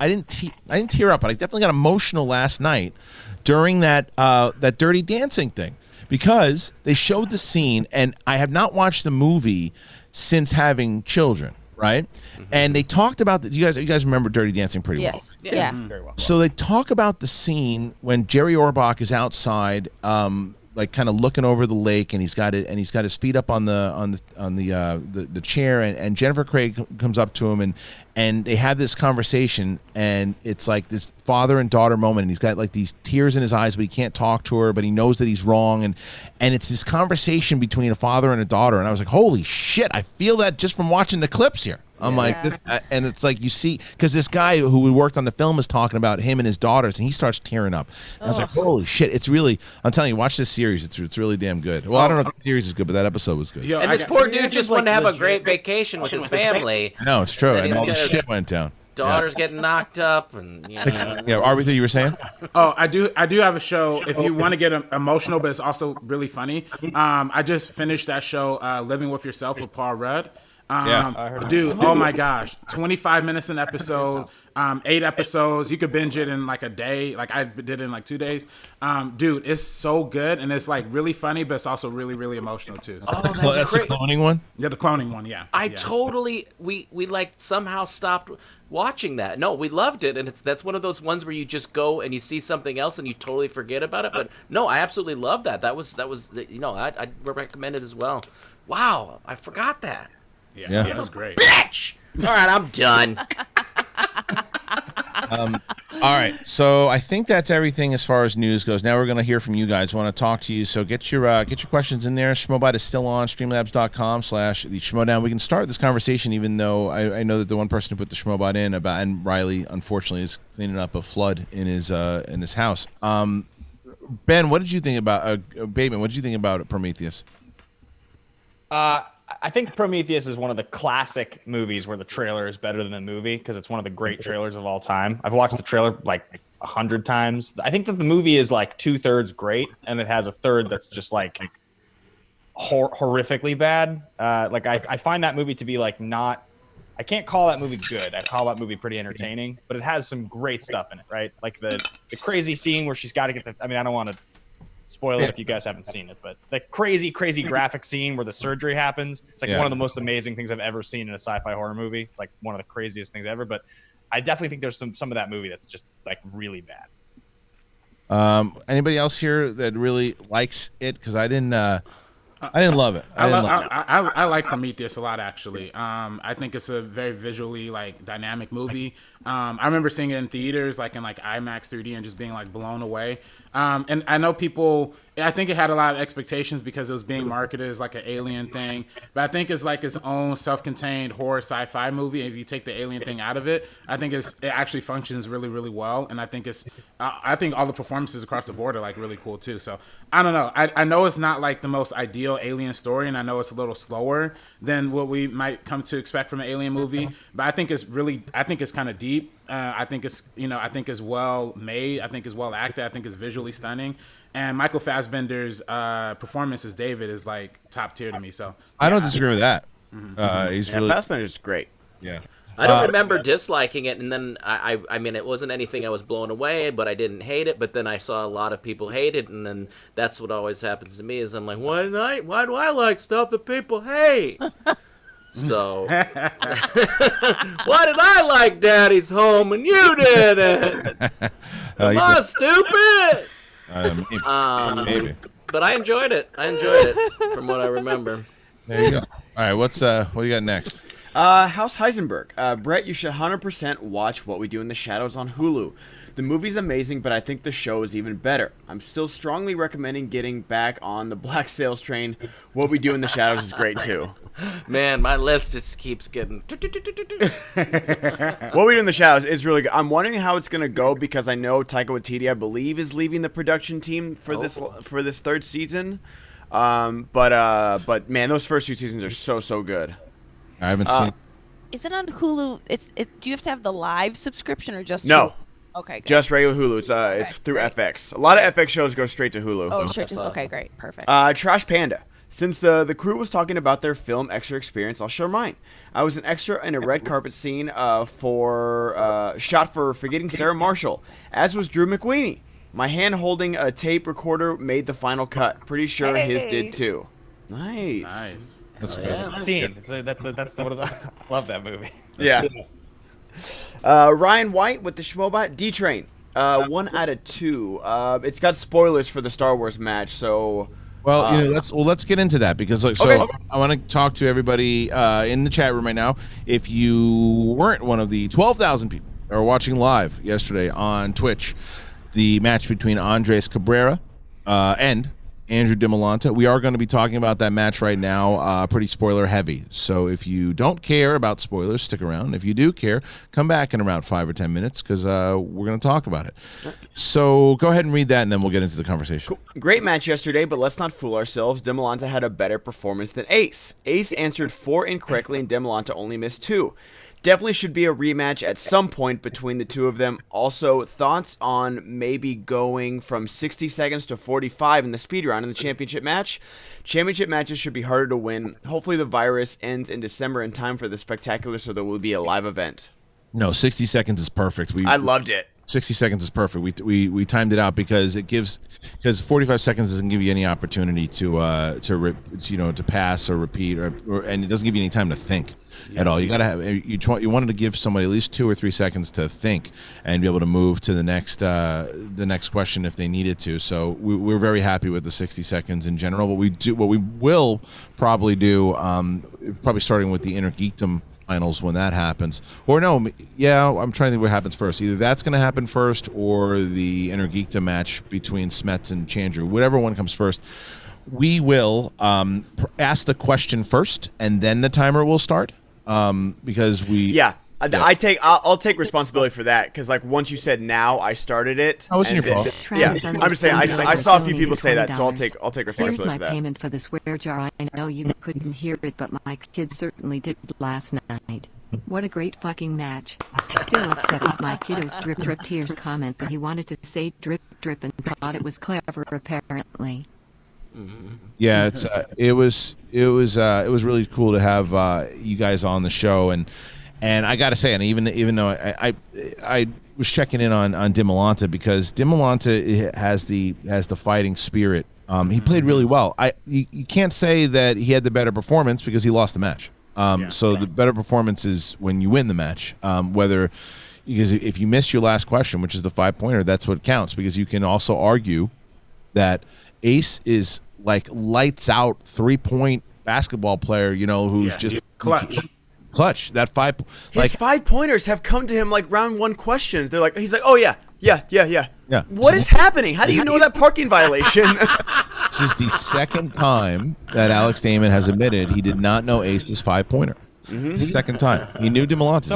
He didn't know Ace's. I think some of that's that stuff Damon's doing though. You wonder how clever he's being with what he's claiming he doesn't know. Because I think that he's probably being honest. Yeah. But I don't know if that guy could be as dominant or as good as he is for as long as he is. Just like, oh shucks, I wouldn't have gotten it. I've just been really lucky and won all these matches. Like, he hasn't been studying for Star Wars right now. He's been studying for Inner Geekdom because he's got a match this Friday, tomorrow, against Brandon Hanna. So that's what, but now, you know, after the tournament is, should he make the finals, there's a possibility that Alex Damon could be playing twice at the Spectacular. Now he could be playing for the Inner Geekdom Championship. So you know, there's a lot to be said. But going back to DeMelantis, he really he's one of those guys. I've seen it before, and I heard you and Mike talking about this recently, Ben Bateman, where I've seen it from competitors a million times. The top tier competitors who really want to play, they have those types of losses where it just drains you mentally. It takes you out after everything you put together, and you go, I think I'm done. I think I'm out. I can't do it again.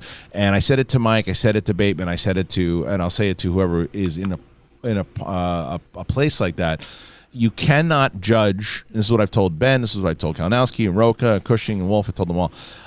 You cannot judge what you're going to do in a month from the emotions you're feeling right after a loss that day, because the competitive spirit comes back, the will to play again, the fact that you don't want to go out on that particular loss, it all comes back. It's like this was based off of boxing and MMA and everything. It's the same mentality going into it. But Ben, you know, you can speak on that. Do you agree, Bateman, what I'm saying there? Yeah, definitely. And I think different losses feel different, right? Like you mentioned me calling you and being like, I don't know, man, if next season I'm going to, I mean, the last loss I took prior to losing to Dan, right, against Kalinowski, I was just sure I was going to win that match back in August of last year. And I didn't. And I lost, and it was close, and I lost on the 5 because Kalinowski knew his 5. And I just remember feeling afterwards like, this wasn't even a title match. This didn't even have like the expectations. I hadn't hyped myself up for it. I just knew I was going to win this one. And I've had plenty of battles with Kalinowski where I like don't give him a lot of credit, but there was just some combination of all the factors there. That was when I called you and I said, you know, I'll play the season out, but I might not come back next year. And you were like, yeah, well, you're definitely going to come back next year. You'll call me tomorrow. Yeah. I mean, if I had $1 every time I had that conversation with Roca. Yeah, right. Well, and I was going to say, you know, that one was tough, but the one that I remember feeling more like what he just experienced, and I said this to him yesterday, it was the Shire Wolves Who's the Boss match. And it was like, we had gone on this incredible run, right? We had been this new team. We had 4-0'd the tournament. It was just all confidence. It was so much hype. And Reilly and I walked into that match just positive, like we're going to win this match. And ultimately what it came down to is like, we just didn't know the one Pixar question. And we had studied Pixar. I got to tell you, though, that the range of emotions that poor kid probably went through yesterday, because I'll be honest, can't remember, it was Gucci or it might have been you, Ben. I can't remember. Someone asked me on the phone yesterday, did I think that that DeMelantis had it won? And I said, I didn't think he had it won until Ace missed the Darth Maul question. Yeah. When Ace missed the Darth Maul question, and his brain was fried, and he lost that question, I said, I might be over here because I don't think DeMelantis is going to miss the next couple. And I thought it was over. RB3, take me through what you were feeling. You must have been losing your mind watching that match. Dude, I'm telling you, I was on the edge of my seat. I pulled it up on the big screen here in the living room. Like, I was just like, and then I had it on the big screen. I had the laptop on the side for the chat. So I was like, I was in for it. I gotta tell you, I got worried when Ace missed that first question in the first round. Not the first question, but one of the questions in the first round. I was like, oh no, this could be it, because I thought DeMelantis was gonna shoot perfect, and then DeMelantis started missing a couple, and I was like, oh, this is gonna be a little bit different than I thought it would be. But overall, though, I thought it was a great match. It's probably one of my favorite matches I've ever seen. Yeah. That 5-pointer that Ace got, again, impossible. Like, I don't even know how you like. answer it even Both with have hard 5-pointers. Yeah. Yeah. Oh God, these 5-pointers in this tournament, man. Yeah, both of them. And I don't. Yeah, so I salute Demolanto. I thought he played a great game. I was really thrilled and excited to see Ace win, obviously, because he's my boy and he's come such a long way in this tournament. You know, going from that loss to Robert Parker to now being 4-0, first 4-0 Star Wars player, and just tore through the tournament. Yeah, I really loved the match. I appreciated the match. I appreciated the effort and the heart that you saw from both of these competitors. But yeah, I'm telling you, I was having a heart attack. And when I'm not gonna lie, when Demolanto was he was thinking about his 5-pointer, I thought he was pulling a Ben Bateman, and then no, I was really scared. I was like, oh no, he knows it. But when he didn't pull it, I literally jumped up and ran around like my entire house. Like, yeah. When he didn't wager an answer was so hard. It was so hard to watch it happen. Yeah. The life sinking from his shoulders. It made me so sad. I was like, God, I know that. What I'm sad about is that we didn't have cameras on Swag and Finstock Exchange at the same time. Yeah. Well, Kristian, like you said, like because you didn't even play Ace's music when he won, so I was like, that's how I knew. Like everyone was so surprised that Andrew didn't get that 5-pointer. I do want to ask Ben something, because you've been known to be so dominant with the buzzers in the speed round, like that. What gave you that big lead in Atlanta? How'd you like the new speed round, the 60 seconds, 10 questions? Yeah, I actually think it's.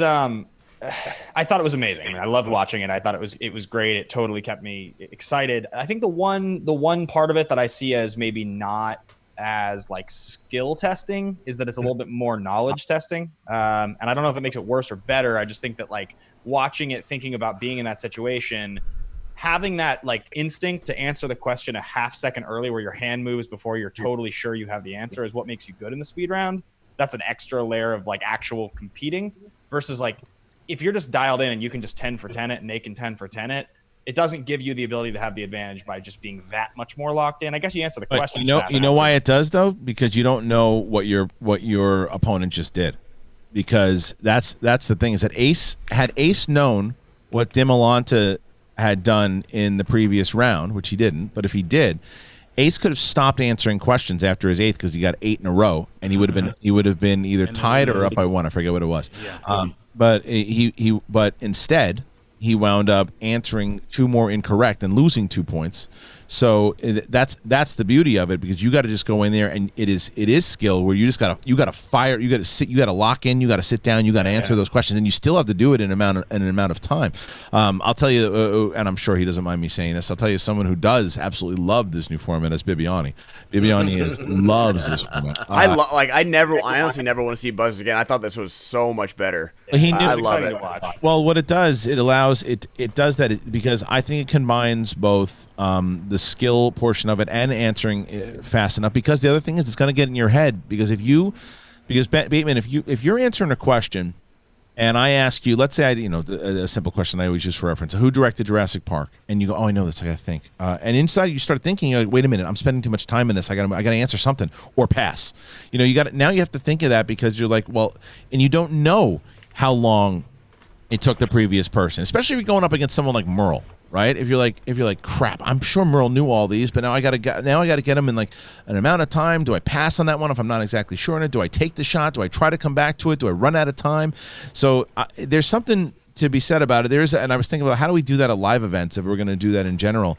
And I realized you just take one of the competitors and you just walk them in backstage, and then you bring them back when it's time. Soundproof booth. Yeah, so there's I think that it's something that we're going to do a couple more times before we implement it in total, but there's also something that we thought about of maybe giving the champion, whoever the champion is, the option to either use the buzzers or to do it this way. So it's like, if you're champion, you get to choose which format you want to use for the 4th round, and that's kind of a champion's advantage type thing. I wanted to respond really quickly to the idea, Kate, and then I'll throw it to you. I just wanted to say on the idea of who played better, and I think this is something to focus on, because the Schmodown is constructed pretty brilliantly with the 5-pointer being, if you can get to the point where both players have to answer their 5-pointers, then that can decide a game, right? It often has decided games, and especially in a format like Star Wars, it very often does decide the game. If both players answer their 5-pointer and the last person to answer it wins the game by hitting it, nobody played better. If you got into that position where the game was won by the last 5-pointer being answered, you both played about equally, because it's such a swingy thing. And if it goes to overtime, you had to catch up and then you get back. different story. But if the 5-pointer wins the game or loses the game and you both have to answer it, I don't think anybody played better. I think it's about even. You can't like contextualize, well, he answered 3, he answered 2, he was accurate, this question was harder. If you both make it to the final round, the final question, and that's how it ends, it's a rubber match. Like, or it deserves a rubber match, right? That's the way I see that match to me. Yeah, sure. You know, I'm not really to address this. Yeah, we're talking about Schmodown right now, Chris. You know why? Because there's a big fucking match yesterday. We had 12,000 people watching. It was a huge highlight for the overall network. It was a big thing. It was a big monumental thing that happened in general. So we're going to talk about the fucking match. So can I ask let's talk about it more. Yeah. Can I actually ask a question to those of you who compete?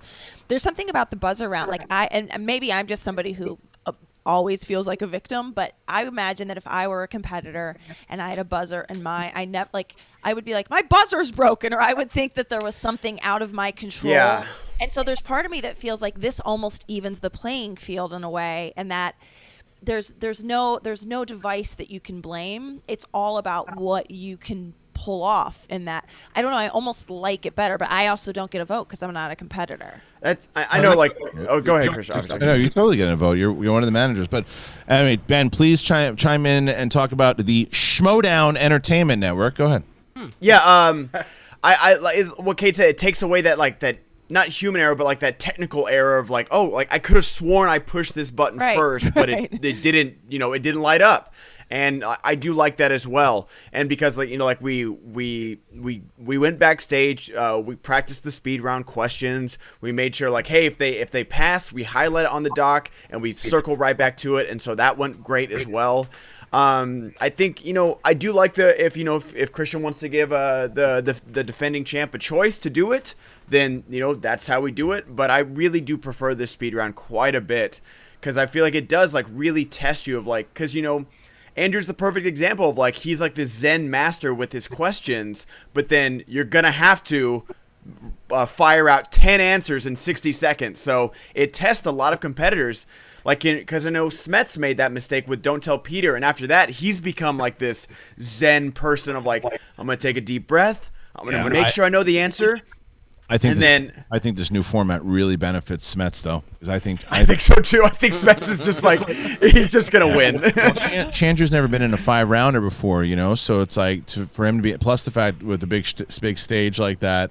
I could be wrong. Chandru has showed a lot of improvement to a already very solid base, but but you know, Chandru got the X factor that Ace had, and that's Winston. I think Winston really got to enter the conversation for Manager of the Year, even if the faction isn't number one, because look at what he did with Ace. His 10th round pick literally ended up tearing through the entire Star Wars tournament. Yeah, we're seeing what Chandru's doing. If Chandru does good against Smets, like, there's a lot of potential here.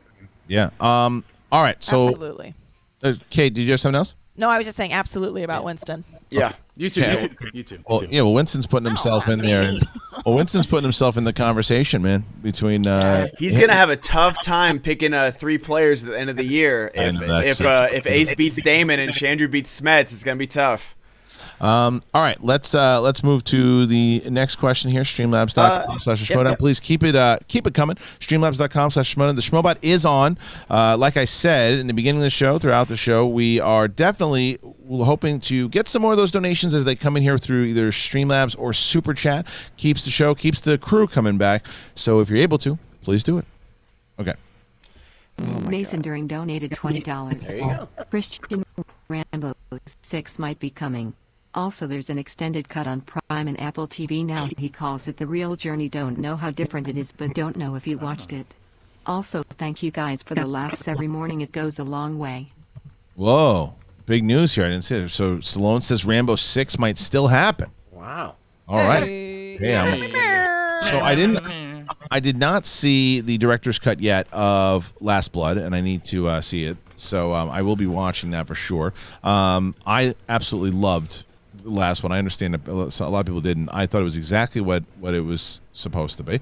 Rambo Last Blood appeared to be a definitive film for its character. Its title deliberately harked back to the original when playing into an extensive marketing campaign.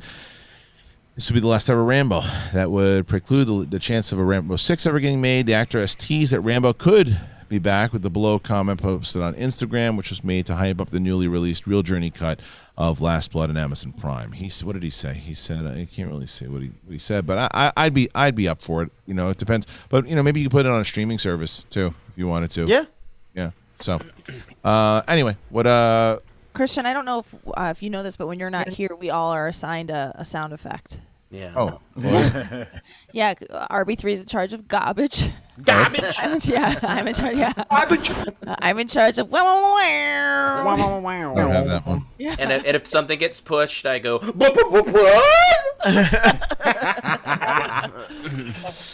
Justin Petrie, I'm not sure if this was said or not, but have you seen the extended cut of Rambo Last Blood? I just checked it out this last week and I liked it far more than the theatrical cut. I would recommend it over the theatrical. Also, Devs was great. Thanks. Yeah, Devs is amazing. Yeah, and speaking of Devs, we had Brad Gilmore put up his interview. No, he didn't. Was it yesterday? Oh no, hold on a second. What day is that? Well, also shout out to Sly Stallone. He just turned 74 on Tuesday. So happy belated birthday, Sly. We just did a throwback episode of Rocky on First Cut. If you want to check that out. Sorry, Brad Gilmore had. Embrace Your Geekness donated $20. How much did the new speed round affect Ace's missing the 2-point question? Why would he miss the 2-point? Brain fried, maybe? He was probably brain fried. And he missed the easiest question. And by the way, I love how Ace misses the easiest questions, but then like when the hardest, the toughest questions in the world comes his way, he doesn't even sweat. I think he overthought that question. Yeah. I think he overthought. I think we always forget that because they're from Dathomir, so we forget like there's Zabrakians or whatever like Darth Maul is. Like he's not from. He was brought to Dathomir. Yeah. They're not from. That's what I was gonna say. Kate, you were wrong. I was gonna say. Brought to Dathomir, and then he. Oh, duh. Well, actually. I do think that with the whole like answering questions quickly thing, the one thing you do avoid is like I remember playing Merle when they asked what MCU movie was nominated for Best Picture, and I buzzed in too fast and said Infinity War. Like that's like exactly the kind of thing that will never happen in the speed run we're now doing, because I won't buzz in and have 2 seconds to answer. Right. I'll take my 1 extra second to think of my answer and answer right because I knew it. Right. Real quick? I know that I put it in the story notes yesterday and I didn't get a chance to talk about it, so I want to bring it up. What did Rocha say about the Rocky IV extended cut? Oh, I don't think we talked about it. We didn't get to it. How do you not bring that up? Who was doing the news yesterday? We went like an hour and a half on news and like barely had time to finish the Streamlabs. That's why. Oh, it's because you fucking young millennial. You didn't bring up fucking Rocky IV. That should be one of the first stories. It's gonna be what could be extended from Rocky IV? Another training montage? How if it's in the fucking notes, read it, you skunk. You skunk. And it's like, would you bring it up on your Twitch fucking show? No, I wouldn't. Twitch again. And that's why. Anyway, there's an extended cut of Rocky IV, and I'm bummed that Rocha didn't bring it up. It was in the notes. Oh, we did talk about this. Rocha said it was great. No, yeah, he would have been very excited. He was excited. Remember, guys, he was excited about it. So that was in the notes for yesterday. Was it notes you just sent to him? No, it was in. You know what, fucko? Go and look at the. I'm looking at the email right now. What's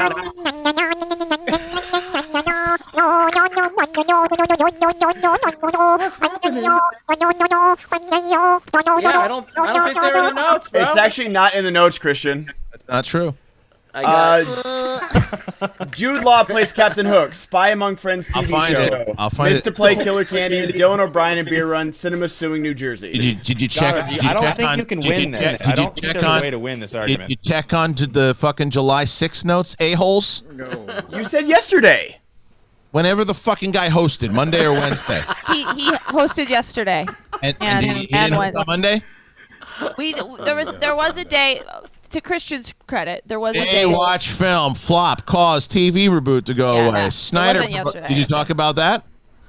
Snyder promotes BVS on HBO Max. Dan Stevens says Guest 2 is possible. Rocky fucking 4 director cut on. I don't remember Monday. Days aren't a thing nowadays. You said yesterday, you cocksucker. Oh, you're lucky I'm not in the room. Come on.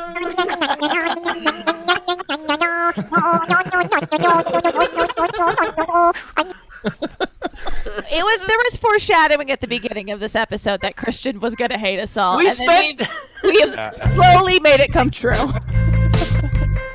Here we go. Sitting on the bus, now you know, Watching a Twitch stream, now you know, Say, hey, raid me, now you know, I'm gonna take your audience, now you know. Hey, I'm gonna look at the notes. Oh, fuck the notes, I'll make my own notes. Now you know my name is Kate, I'm gonna talk some shit, man. I shouldn't talk shit, so now I'll be quiet for the rest of the show. Now you know, and you got Brett, who is a a-hole. He sits around when he wants to talk, and yet he reads the news, and then he wants to talk. He said, I'm still not gonna say shit about RB3, cause he's the best, even Ben's hair is great. Saying now, you know, go fuck yourselves. we listen, in our defense, I think we spent way too much time on the Baywatch film reboot being axed. Kind of the more important news. Oh, and then also a very important composer died, and maybe that one was a little bit more important than Rocky 4. Can't wait to do it. Me and you. Oh wait, it won't be me and you. I'll bring in someone else. I'll just be myself, and I'll have someone else that wears a mask, so you can just stare at the camera. Now you know and say shit, cause that's what you do until you read a short article. Now you know that fuck these people. Now you know. Yeah, that day we went like super long on Hamilton. I forgot. That was right. Monday. Yeah. Was the Hamilton day? Yeah. Yeah. Fucking assholes. All right, what's next? Good song. Good song. Oh man. That slapped. Suge Knight 323. Morning, everyone. Yesterday's match had me in tears. That promo gave me chills, and the tension during the match had me freaking out. Make sure to check out Ben Bateman and Mark Reilly's Twitch channels. Bateman, great watching you sling cards last night. Oh, you starting to play, was it Magic? Yeah, well, the music's the big focus, but I'm streaming Magic on the channel also, because I should be at this point. I have. Yeah. Reese, how do you guys feel about a Disney division? Pixar, Disney Animation, princesses, etc.? No. I know a lot of diehard I was going to Disney say, fans. Kristian says no, but. No, so there's a lot of talk of divisions, new divisions coming out, and Mark Andreyko had pitched a horror division. I posted out there. I think what I'm going to do with the horror thing, because there's definitely a lot of interest of doing a horror tournament for like October when it comes around, doing a horror tournament. Oh, that's fun. That's fun. You can bring in new people, and you can still make it for points, and you can do like, you pick some people who are going to compete for you in the horror tournament for one special thing. I can't do a full division on horror because it takes away from the singles and the teams division. It's different than like a Star Wars thing is because it's like Star Wars is very limited, and there's a lot of different movies inside of it. Horror I can't do a full division. Rodriguez donated $100. Just an appreciation post. Keep being awesome, guys. Thank you. Thank you And so much. Don't give him such a hard time about not mentioning Rocky Horror. Oh, thank you. Thank you for the 100. You know what? I knew the fans would have our back on this one. Oh, here he goes. Kristian, let me ask you on that topic, on the horror topic and all that, the different divisions. So, like, I agree with you that horror or any just general genre within the Schmodown doesn't deserve its own division. But we have Star Wars, right, which is within IG. Yeah. If you were going to do another one within IG, like, would you do an MCU or a Marvel division? Like, what would be the most likely one? MCU would be the most likely because there's like 20 some odd films. You can make the argument that MCU probably needed a division before Star Wars did, right? But we'll call it what it is. At the time when Star Wars division was made, was for two different reasons. One, because you guys know I'm a massive fan of the division, so I threw my bias in there and put it in there. And at the time, the league was serious, but it wasn't as serious as it is now. And another reason we started the Star Wars divisions is we had two people from Star Wars shows in Sam Witwer and Freddie Prinze Jr. competing. So we said, all right, let's start a Star Wars thing. And then it was a great match. And then it became, okay, well, let's do something at Celebration. Then it became really good, really competitive. All right, well, let's just do a follow-up. Let's do the championship defense. And then it just became a thing. Yeah. So that's kind of why it started and how it started. And it just was, And there was talks of people saying to put that division to sleep, but now I'm sure that they're glad that we didn't, because it put in a lot of good, put a lot of good performances in there. But I think as far as the division goes, I'm not going to make any new divisions anytime soon. But as far as doing a horror tournament, I think that there's something to be said about having a horror tournament next Halloween, and bringing in some really big personalities, building it up, maybe even doing some, dressing the studio up and doing some. We can do a lot of fun stuff with the tournament itself. And entrances and stuff would be awesome. Yeah, entrances, celebrity guests. Like we'll have some, and Mark Andraco has made it very clear how involved he wants to be in it, and I think he'll have a lot of fun with it. Mark. Yeah, me too. But I just a full division. I can't commit to a full division on horror. It just doesn't make sense with the. What about a division on Rocky? That makes sense. There are exhibitions on it. There are exhibitions on it for sure. Guys, come on. We're talking about Schmodown on the Schmodown Entertainment Network. What the fuck? What do you expect me to sit here and watch people talk about a show that they created? What's going on? What's going on? Oh, what's going on, RB3? I don't know. Real quick, guys, we have over 820 people watching right now, and only 390 likes. The goal is always 500 likes. Let's get to 500 likes before we end the show. We got 20 minutes left. Let's get to these Streamlabs. Reese, how do you? That was the Disney division. Marvel Man Mike defeating Michael Myers. I just have Ant-Man fly up his butt and expand. Yeah, exactly. That's what you do. Yeah, there was like a full thing about when Endgame was happening. Everyone was like about Ant-Man and Thanos. Like, there it is. That's how you beat Thanos. I'm surprised. I mean, even though that I remember that article, and I remember the Russos were even asked about it, but I am surprised that Ant-Man never had really any interactions with Thanos at all, even in a fight. Yeah, pretty much. Why didn't Should have threw him up his butt. No, but why didn't Ant-Man step on Thanos? I don't think because he went giant and was like fucking people up. He punched the spaceship in the face. Yeah, and then I think they had him doing the van stuff because they were trying to do the portal. 323 donated $20. Should. Can we get Professor Crow reminding the crew to talk about Rocky IV and how great that movie is? Shout out to the Bandit Brigade, the best Gandon in the Schmodown. Much love to Kate for being so great. Yes. Chuck, you know that Professor Crow doesn't do suggestions. She cannot be bought. No. Yeah. Flirty Klaus, on the other hand. Yes. Oh, yeah. Yeah. Marvel Man Mike. Hi, guys. What are your thoughts on the new Batwoman? I don't love losing Kate Kane, but I'm cautiously excited. Javicia looks like a great actress, and great to see a black lady getting a chance to wear the cowl. Hashtag rockstars. Hashtag drip drip. So I've never seen a single episode of the show, so I can't really speak on it. That was Ruby Rose was Batgirl, and now she's not, right? Yeah. Batwoman, excuse me. So I don't watch. Does anybody watch the show? No, I wish Roxy was here today because like that's the CW stuff and that's her wheelhouse. Yeah, I don't know enough about it. I don't know the actress that she was replaced with, but I mean, if they think that she is the right actress for the job, then let her kick ass and let the show be great. That's all you can really say about it. I don't know enough about it, unfortunately. Yeah. Marshall Weeks. I never really got into the original Halloween movies. I personally loved Rob Zombie's take on Halloween. What are your guys' thoughts on Zombies Halloween? Can we get a Hey Brett t-shirt? Hey Brett. I think that Reilly hates it, so I'll hate it too because I've never seen it. Yeah, I've never watched. Oh, I've never watched them. Moment of silence right now for the fact that Riley's not back. You know this leak was not good. Oh, Yeah. Yeah. I liked the first half of Zombies Halloween. Donated $100. Lucas. Wow. Is that like a knockoff Action Army? Wow. Lucas is like one of the founding members of the Bandit Brigade too, you little jackass. I'll take a little credit. We brought you on and get a big Patreon push for the Bandit Brigade early on. So I've always thanked you. I know that. Brigade family. I know.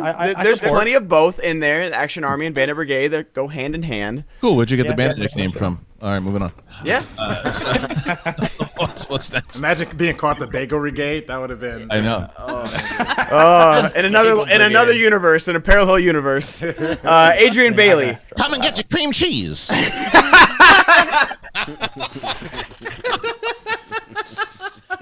I miss going to Why am I still a 1940s villain? That's the $5. For $10, you get locks. All right. Adrian Bailey. Hi there, Christian. Much respect to you. Brett, you are so funny. Mark, love your content. Bateman, a true champion. Kate, me and you are the same, but you are a gorgeous person.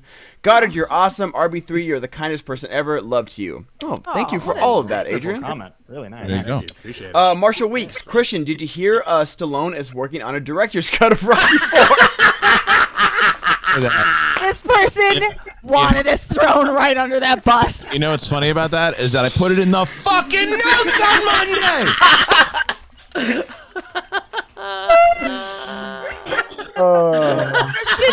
Christian, what do you think when this show is over? What do you think you're going to remember the most from the show? I'm hoping it's not me. How I wondered that if just a couple more 12,000 streams that we can just bring in a Get rid of all whole of us. except I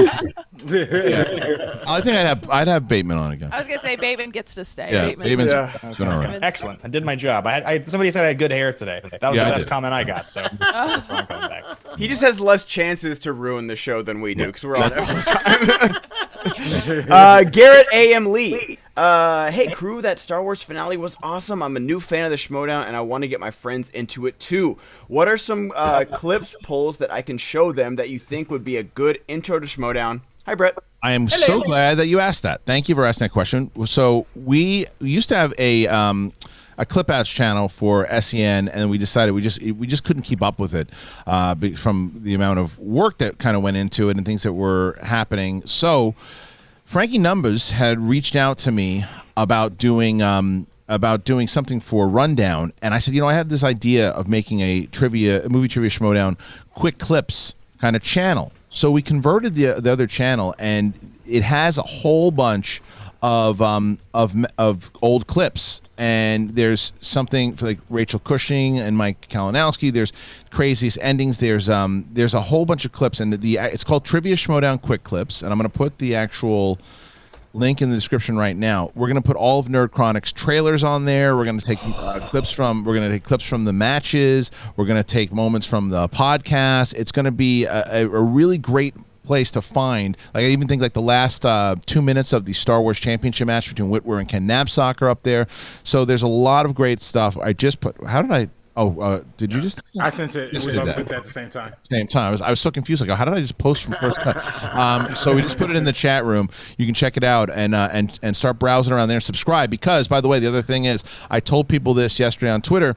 If you guys get this channel to 10,000 subscribers, we're already at over 5,000. If you get us to over 10,000 by the end of July, I'm going to release the Roka doc for everybody. I'm going to release it publicly on that channel. So, but it has to be by the end of July. All right, cool. Let's go. Next one. Cheryl Dickpants with the Schmobot. Dr. Balls Mahogany. Wear a mask, y'all. Absolutely. Thank you, Dr. Balls. Schmobot. B. Arthur can get it. Have you guys ever heard of the Banana Show? If not, Urban Dictionary it and prepared to be amazed, disgusted. I'll let everyone else be the judge.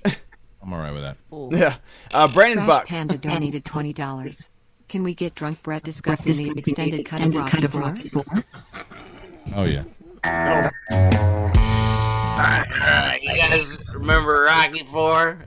And okay, so this one is longer. Perfect. All right. Dark underscore OBO donated $20. How much is it to never hear about Rocky 4 ever again? Hi, Kate. Please go watch The Outpost based on a true story of a battle that led to 2 Medal of Honors being awarded. Recent veteran stories that need to be heard. Oh, yeah. I've heard a lot of good things about that. The Outpost. You guys are saving our asses so much with all these schmobots. I don't think so. Because he can't be pissed if you guys keep putting money. Nope. He can't be mad about it now. Oh, amazing. Brandon Buck. Now that we have, oh no, here we go. I shaved my head for some money, now you know. And so did Flirtin' Flouse, now you know, now you know. He sat there with his thumb up his ass, now you know. While I sat and talked to the camera for 2 hours, now you know, now you know. How you doing now, you know. You wanna go, let's go, Brett, now you know. Had to get the crew back to talk movies, now you know, now you know. Hey, now you know. The guy's gonna cry. Oh my God! I've seen lots of comments about people liking the show when it was just you and I too. Also, so go fuck yourself. Ha ha ha.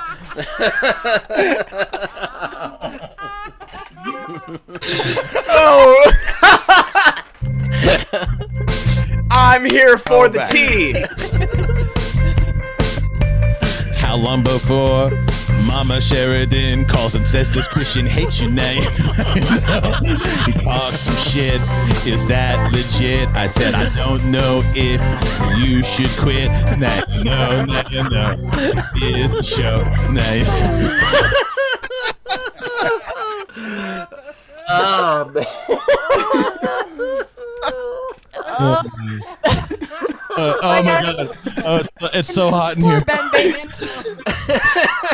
Bateman's like, I don't know. I'm just with a bunch of lunatics. That's true. It's so hot in here, and I don't turn the air conditioner on like Brett does. All right, go ahead. Brandon Buck, now that we see how well Twitch matches do, is it possible maybe next season to see it to develop younger competitors or an actual minor leagues to the Schmodown? This is why I suggest that everybody watches all of the show and not just the matches. We actually, I'm kidding. We did talk about that though afterwards, where we are going to be developing new talent through it. We'll bring in some of the rookies to it. We're going to be doing. We're going to add the digital matches next season for sure. So it's a very fair question. Yeah, absolutely. Flying Cow. Sorry if I missed this, but Kristian, any response to Kalinowski's statements on Backstage? If he opts out of the guy match, could we see a return of the Liz Shannon Miller versus Paul Preston match? Maybe a triple threat with Guy to face Bateman for a #1 contender. If there was no singles tournament, the answer to that question would be yes. But because there was a singles tournament, Liz Shannon Miller and Paul Preston are both in the tournament. So there would there's a no to that, and we are gonna have there's no announcement that Kalinowski's not playing Guy. We're gonna have the two of them on potentially on Backstage next week to find out exactly if that match is happening or not. I would say probably lends into the fact that it is. So we'll be talking to them. Probably I'm going to try to get them on Backstage next Tuesday. Culture Forex donated $20. Just wanted to say hi to Ben. Not you, Goddard, the cool Ben. Just I knew it wasn't me. Tomorrow's show will be Rocky 4 episode. And a late Grods to Ace. Yes, Ace was Grats. I like that. I like Grats more than Grats. Yes, thank you. All right, thank you. Next one. Deflated Brady. That match was great, and I think we're all very excited for the future of the movie trivia Schmodown. Yeah. No, it's great. I mean, Twitch being on the front page of Twitch yesterday was a big thing. I'm sorry. 12,000. I won't talk about Schmodown anymore. Go ahead. Oh yeah. Skip it. Bunnies, unicorns. PLD. Speaking of movie extra moments, my brother got to run over a bridge in War of the Worlds, and my partner on Class Action on Action Industries, Richard Eric Jarvie, got to be in Tenet. But I can still wait till next year to play Where's Jarvie in the theater. Yeah. All right. Michael Red Dingus. I think Damon may have been honest about not being able to pull off. Because what Kristian said, he has been focusing on inner geekdom, but I feel confident he has those questions written down somewhere, just not committed to memory yet. I think so too. I think he's been working really hard at IG, and I don't think Ace would ever not take Damon seriously. No, Ace respects Alex Damon more than anybody. Like, and we all do. I mean, this dude's a champion. So that dude, he's got 5 months to study. Yeah, so I even asked Alex last night. I can't remember where it was. I think it was on my Twitch channel. If he was ready to play. My YouTube, my Instagram. You cannot say anything ever about plugging anything, RB3. Never. I'll take it from anybody else on this panel except for you. Can I make the argument of why he can? Do you want to? Because he's RB3 and he's the best ever. Oh, no, well, that too. But no, the fact that he doesn't do it in the middle of a stream. He doesn't just leave. I'm looking yesterday. I'm in the middle of yesterday in the post interviews, and I'm like, oh hey Ben, he left to go stream, and he's asking people to raid him. What? I did not ask anyone to raid me. That is not true. No one. I just can't tell you. I really was like, I am in so much trouble at the end of the show, and I feel like I'm okay right now. Yeah. I wouldn't go there. Didn't ask anyone to raid me. All right. Kate and I have upwards of 12 people watch us every week. So when you want to talk numbers, baby, we got All right, what's next? Better Call Saul. The novel Ready Player One will be getting a sequel novel later this year titled Ready Player Two. The author said Steven Spielberg had input during the writing process, so would any of you be interested in a sequel to the film? I feel like I'm going to be the only person that says yes to this. I really like the first one. Anybody else care? I enjoy Ready Player One enough. I think a sequel would be fine. I mean, There's plenty of potential for sure.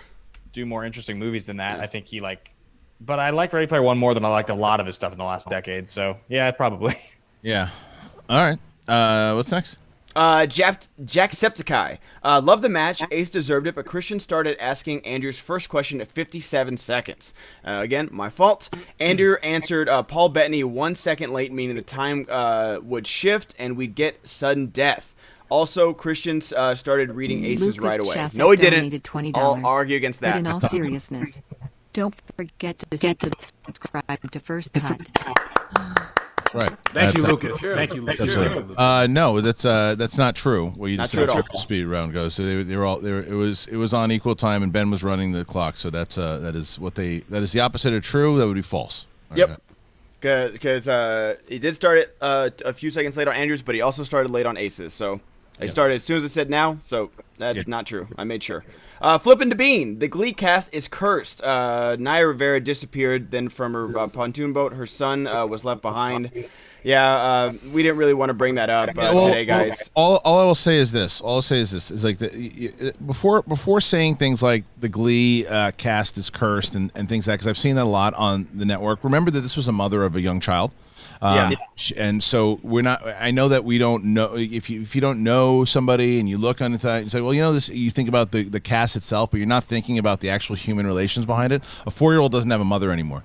So think about that. Think about that when we're saying, oh, they're cursed, they have this, they have that. It's like, let's not worry about the curses, and let's worry about the fact that this kid is now 4 years old, sleeping on a boat, and has to figure out, and then who's going to tell him about this thing. So let's think about that. Let's try to be human beings and think about the fact that this woman was a mother with her child, and that let's not worry about curses and things like that. This was a mother of a small child, and now we got to think about that small child. All right, what's next? Yeah, Dip and Wipe, RIP to Quibi. They lost 90% of their users after the free trial expired. Wow. Yeah. Who watched the one that Kristian put in the notes for us to watch? I watched it. Die Hard? Yeah. Die Hard? I still have the graphic ready. We haven't even touched on that. Heading over to Super Chat, Chris Cochran. It's the most spoken on this show, Brett. Go ahead. Oh Jesus! These are lies. It's like Kristian versus Brett, me versus Ben, Goddard, and Kate. She's in the clear today. No, I'm not. Maybe. Chris Corcoran, Laura Bailey, one of the voices on The Last of Us 2, has been getting death threats and harassment. What's wrong with people? It's the Star Wars fandom all over again. Yeah, so stupid. It's just it's the same. I'm not gonna. The fact that I don't understand. My brother and I were talking about it the other day. With the reason why I don't really do. I'll talk about Star Wars topics and stuff too, but I haven't really dove into doing Star Wars too. It's just I don't understand it. I don't understand where if you don't like something on television, if you don't like a video game, if you don't like these things, then play something else or watch something else. It's like what. Yeah. What it goes back to what we were just talking about with the actress who is missing from Glee, is that it's like you don't have the right to do that to this woman did a job. You didn't like the writing of it, you didn't like where the story went, and you hated it. Fine, play another game. I don't get it. I just don't get it. That's the thing is that I wasn't a fan of her character, but I know it's not her fault, and she still gave a great performance. people are so. It's a fucking video game at the end of the day too. Like I don't get it. All right. Asco 420. Behead him and dump him in a vat of acid. That's true. That's a good point. I'm at Brett, man. Yeah. True. And don't get me started on Gulliver in Animal Crossing. That's right. Now that's somebody that deserves some death threats. Go ahead. Next. Emperor. Here, go ahead. Emperor Dethroned. Kristian and Bateman, a league system like MTG Legacy, and a two-headed giant is singles and teams. Commander as Star Wars and Inner Geekdom. Modern type of belt movies, 80s and on. Brawl being horror and action, etc. Just an idea. Skip this one. It's a Magic the Gathering. It's like recast, using Schmodown competitors. It's all the Magic stuff. Oh, okay, stuff. got it. That's what it means. I thought it was a wrestling thing. AMR Nail. Why can't cinemas provide streaming services on their websites? Wait, say that again. Why can't cinemas provide streaming services on their websites? Oh, like AMC have like a. They do. Yeah. They do have an on-demand. They do have an on-demand streaming service. Oh, I see what they're saying. So basically, instead of that's not a. Yeah, it's something like something along the lines of like, well, okay, look, it's going to debut on AMC's streaming service, but I guess then the other theaters feel left out. Like you have like Regal left out, and so who gets what, and you got to make deals. I don't know. They do have a premium video on-demand service, though. If you want to buy a movie from AMC theaters online, you can. If you want to. Oh, cool. How many more? Do we have a stream? We got 4 more super chats, then I'll head back over to Streamlabs. Great. Trash Panda. Can the new speed round be used in Brett vs. Warfather? I just want to see how they do. God. Yes. Talking about a speed round gives me anxiety. Well, I've actually changed it. Brett's next opponent is Ben Bateman. You sing the whole match with that. He really wants that shelf life to just be done. Dead. Over. Deontay Wimbich. Second half of the show should be completely Schmodown related. Thank you. Yeah, exactly. Lance Sterling, I know we just got the new pay-per-view schedule, which looks insane already, but any update on the Kalinowski guy? I think we got it next Tuesday on Backstage. Yes, that's what I'm trying to get. Well, that's not confirmed. I got to see if Guy and Kalinowski are available. So, Bateman, will you start doing the work on that and see if we can get those two guys on for next Tuesday? You got it. Great. Trash Panda, shout out to Kate's handstand twerk. Yeah, thank you. Nice, good for you. Okay. I hit that. I hit that yesterday. Was that in the notes? That was in the notes. Yeah, it was for me to do a handstand and twerk. Crush It. It was called Crush It. Crush It, yeah. Mm-hmm. It really slapped? Or Really? All right. Was that Garth bad? Hartness McMurray. Okay, so you have may missed out on talking about Rocky IV early this week. You can all make up for it by bringing up a discussion about Rocky V next time Roxy is on the show. She really loves talking about Rocky V. That was one of my favorite things to do with Makuga. It was really fun. Still don't understand why Rocky didn't have a fucking sponsorship. Made no sense. All right. 50 Shades of Geek. Today is my birthday, but no one cares about me, so happy birthday to Mr. Tom Hanks. Oh, yeah. Happy birthday to you. Birthday to you. Yeah, happy birthday to you. Yeah, 50 Shades, you're always in here supporting. Who Thank you. fucking Happy likes birthday. Tom Hanks? They're the ones in. They're the one that's in Israel, right? Yeah, I believe they're the one that sent in the That's Schmobot right. yesterday. 50 Shades of Geek again. Kristian, you weren't here yesterday, so I'll send it again. What do you call a triple threat match between JTE, Makuga, and Kavedo? Yash, yash, yash. I don't know. What is it? Yash, yash, yash. Yash was the name of it. Yeah. Oh. 3 Joshes. Oh, I see. I get it. All right, yeah. Oh, no. It's Yosh, Yosh, Yosh. It's from Claire Live. Yosh, Yosh, Yosh. Oh, yosh, yosh, yosh. Got it. Got it. Psyche Lim. Do you like the idea of a belt of a month competition in Schmodown where each month a specific category is given a chance, i.e. horror, Lord of the Rings, new releases, and you can have a 3-person game each week depending with the final 3 where you can earn points for a faction?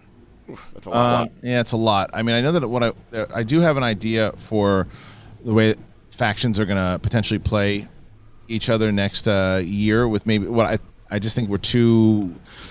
Can't just introduce it, but I think that for next Spectacular, I'm going to do something where a faction match will be played at Spectacular and it'll be worth 10 points between the first and second place team. So basically what I would do is the first round would be 10 questions. You pick 5 questions for a singles player to take the first 5. You take an Inner Geekdom player for the second 5. Second round, you pick a team to take your wheel round. You pick a player. You pick a Star Wars player for your third round of the betting question. Fourth round could either be a Star Wars or maybe same thing, Inner Geekdom or singles for the speed round.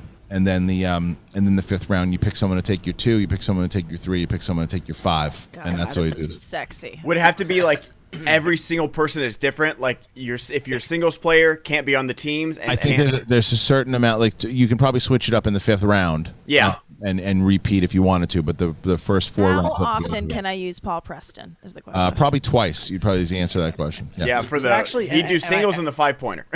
I know we're out of time, but I still got to ask this question, and you guys can just tell me to shut up, and we'll deal with it later. Shut up. Look, Goddard has been open on backstage about the fact that you have a packed faction, Kate, and I just want to know what the decision-making process is for who you're putting in the singles tournament. Well, we've announced 3.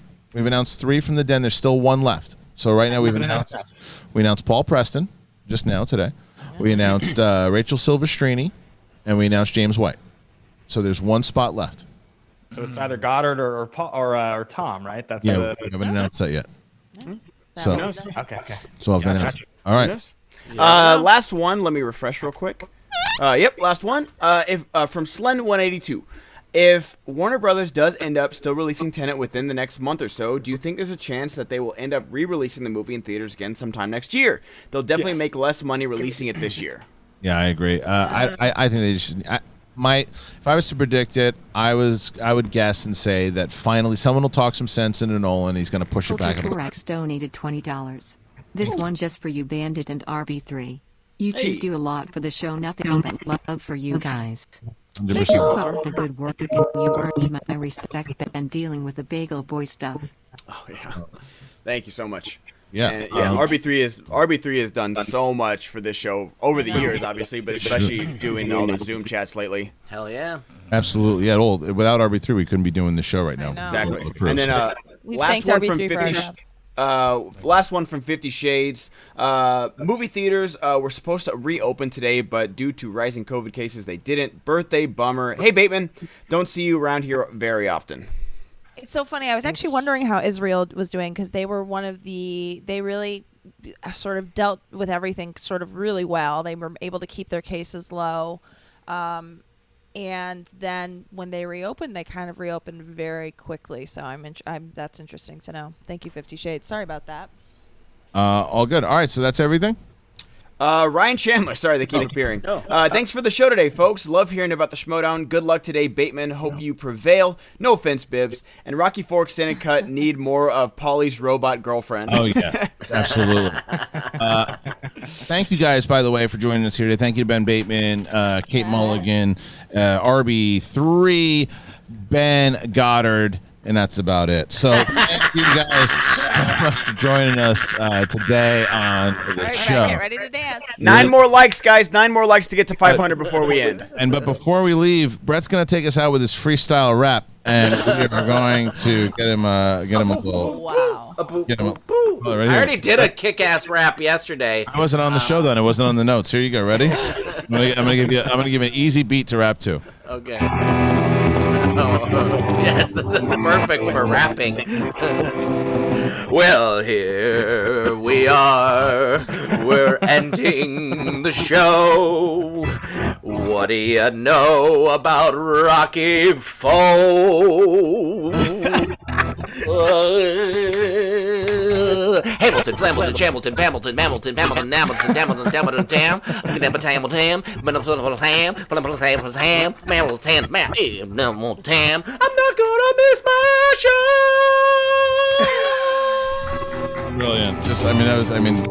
Brilliant. Brilliant. You won't be the other hip hop artist that's going to be running for president. All right. So. Thank you guys. I really appreciate it for joining us here today. Thanks to everybody. We'll see you tomorrow. We have one more show tomorrow. Excited to be doing it. So we'll see you tomorrow. And remember to watch Paul to Action. That's what it should be. Watch Call to Action tonight. Schmo Bates, 4 o'clock. It's going to be Ben Bateman versus Bibiani, rematch from Spectacular in Schmo Bates style. check out that channel I told you about, the Clip Outs channel, Trivia Showdown Quick Clips. Right now there are, I'll tell you how many subscribers we have at the moment. We have 5.37. That's bullshit. Let's get to 10,000. Let's do it, and we'll see you next time.